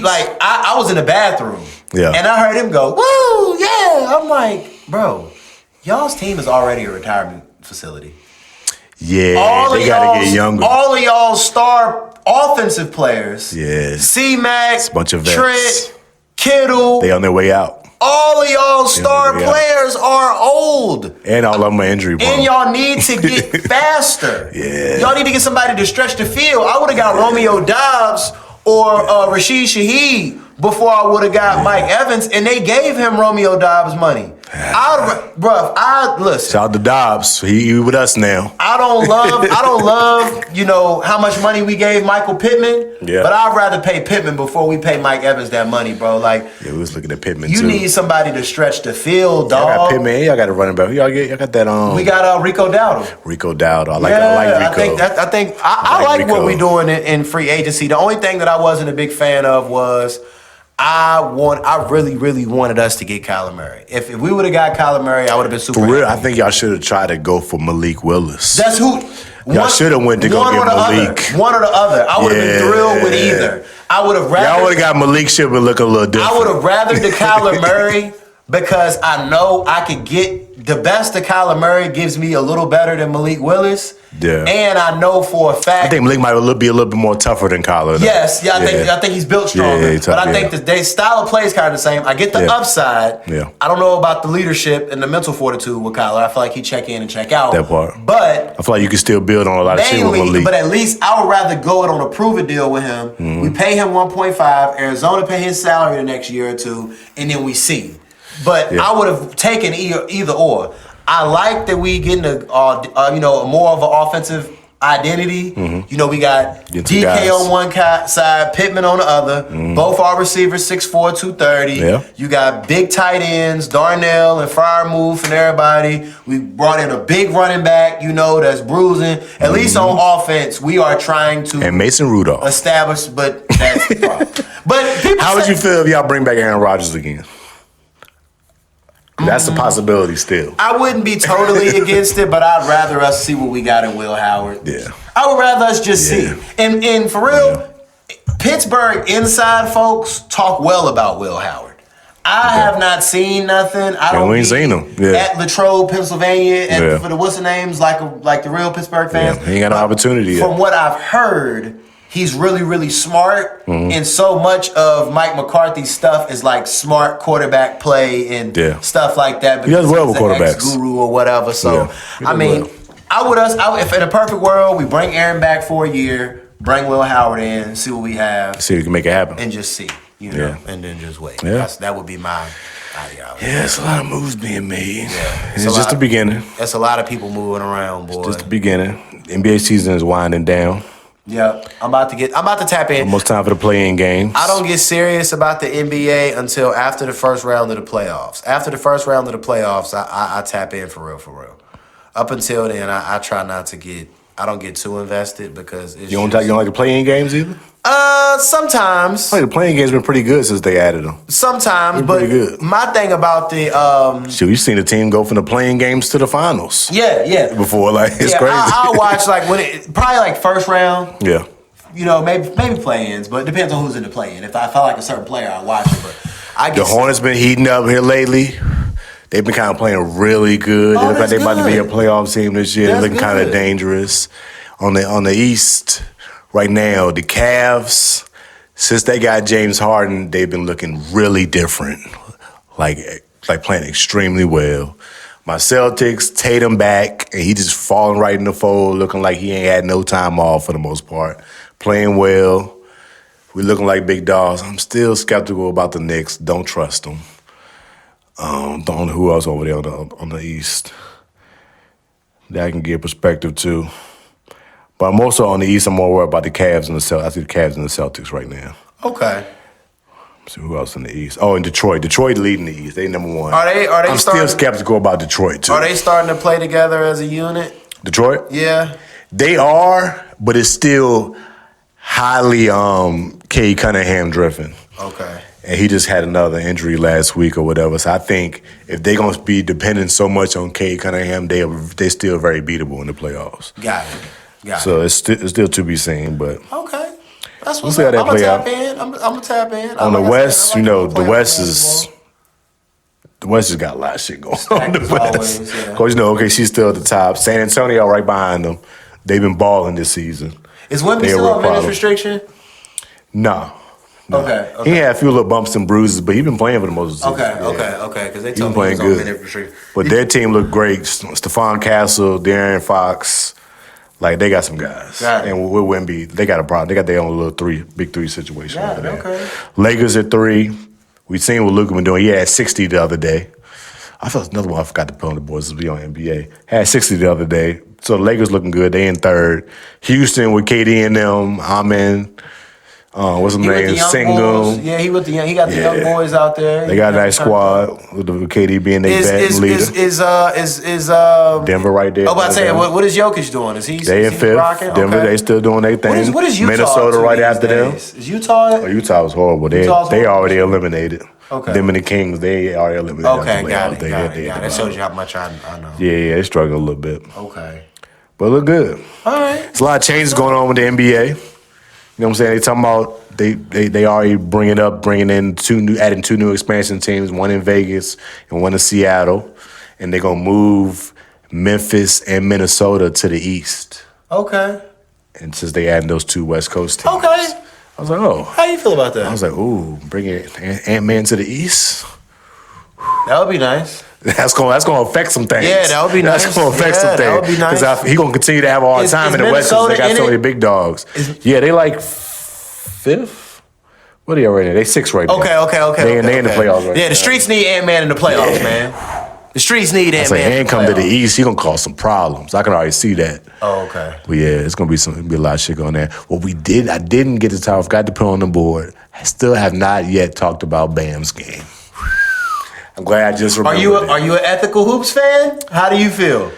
Because my pops, I thought my dad, he's a real ethics like hooper, like ethical, what's good for the game, what's bad for the game. Yeah. I thought he was gonna hate it. He didn't mind it. But then my friends that was like in the group chat, they was like, Kobe fans hate it. What I didn't like the fouling to stop the clock thing when you was. It up got so nasty much. for like the last 5 minutes of the game. Yeah, towards the end it was nasty. To be fair, the first 3 quarters of that game, Bam was going off. Like I was following it because nobody watching the game. It was the Wizards and Heat. Nobody paying attention to this game. But I'm a gambler a little bit, so I be paying attention to the game. Bam had 74. First quarter. Now, I saw it from the first quarter. First quarter, he had 30 in the first quarter, 5 threes. I was like, what the hell got into Bam? Yeah. I was like, is he on some shit right now? Yeah. Started off, but I'm thinking like, it's going to cool off. At the half, I think he ended up with like 40-something. So it kind of cooled off a little bit. But in the third, he ran up and got like 60, almost 70. Yeah. So at that Then it got to that point, I'm like, all right, you ain't got this far. The fourth quarter, you might as well try to go for the record. Really, the whole thing is on the Washington Wizards. If we be Oh, yeah, they horrible. I mean, They tanking. It's just the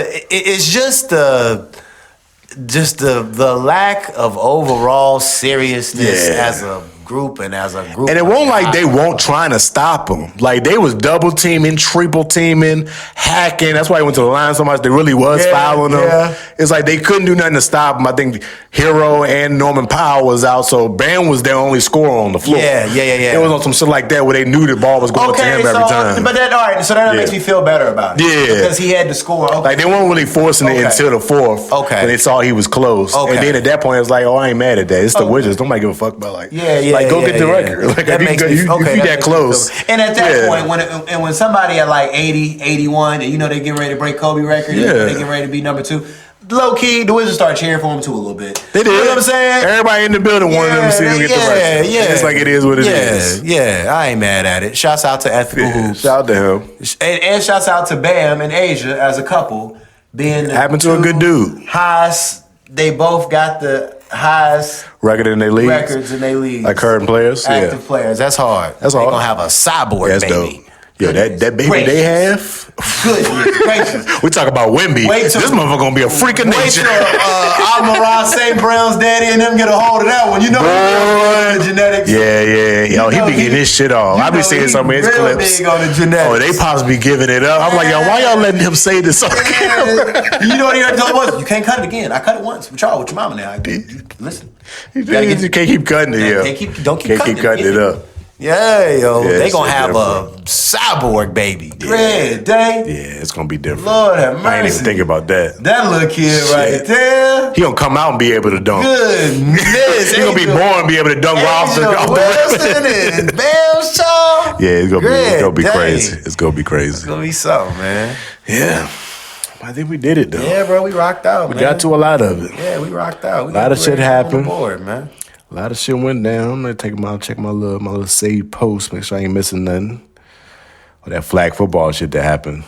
It came on the Fanatics joint. I thought that shit would look kind of fire. Yeah, no, it wound up being better.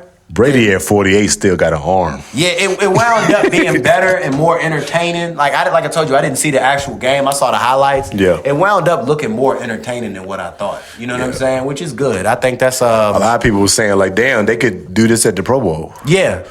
Like, why don't the Pro Bowl do this? Like, people are mad about people getting injured. Let them play flag football. And I think they do play flag football in the Pro Bowl. People nobody watch it. Yeah. But when you're bringing all the star players, like they had the stars on the field. They had Saquon. They had Diggs out there. They brought Odell back. You bringing big names. And they got real big regular got names. Brady throwing. And real big bro, did you see? The celebrities in there. Did you see I Show Speed going step for step? I saw him with Devontae. I seen him. He was there. They say, yo, what does I Show Speed? He burned him, but he was right there with him. They say, what does I Show Speed got doing any business step for step with Devontae down the right there. He was on his hip.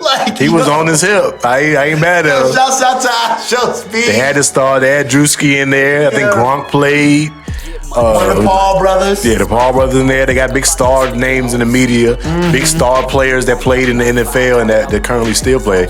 I like a good mix. It makes sense. Good mix. It remind me of like one of them, like a football version of the Rock and Jock. Yeah. When they used to implement, you know what I'm saying? Yeah, like a celebrity all-star game almost. So it was good. It was entertaining. The clips I seen, it was entertaining.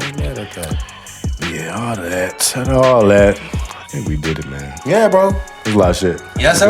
Yes, sir. It was a good pod. Yes, sir. We handle business. Appreciate y'all tapping in again with us. Make sure you hit that subscribe button at this point. You watch the full episode. You ain't hit the subscribe button. What you doing? Hit what you doing, man. Stop playing. Brought to you again.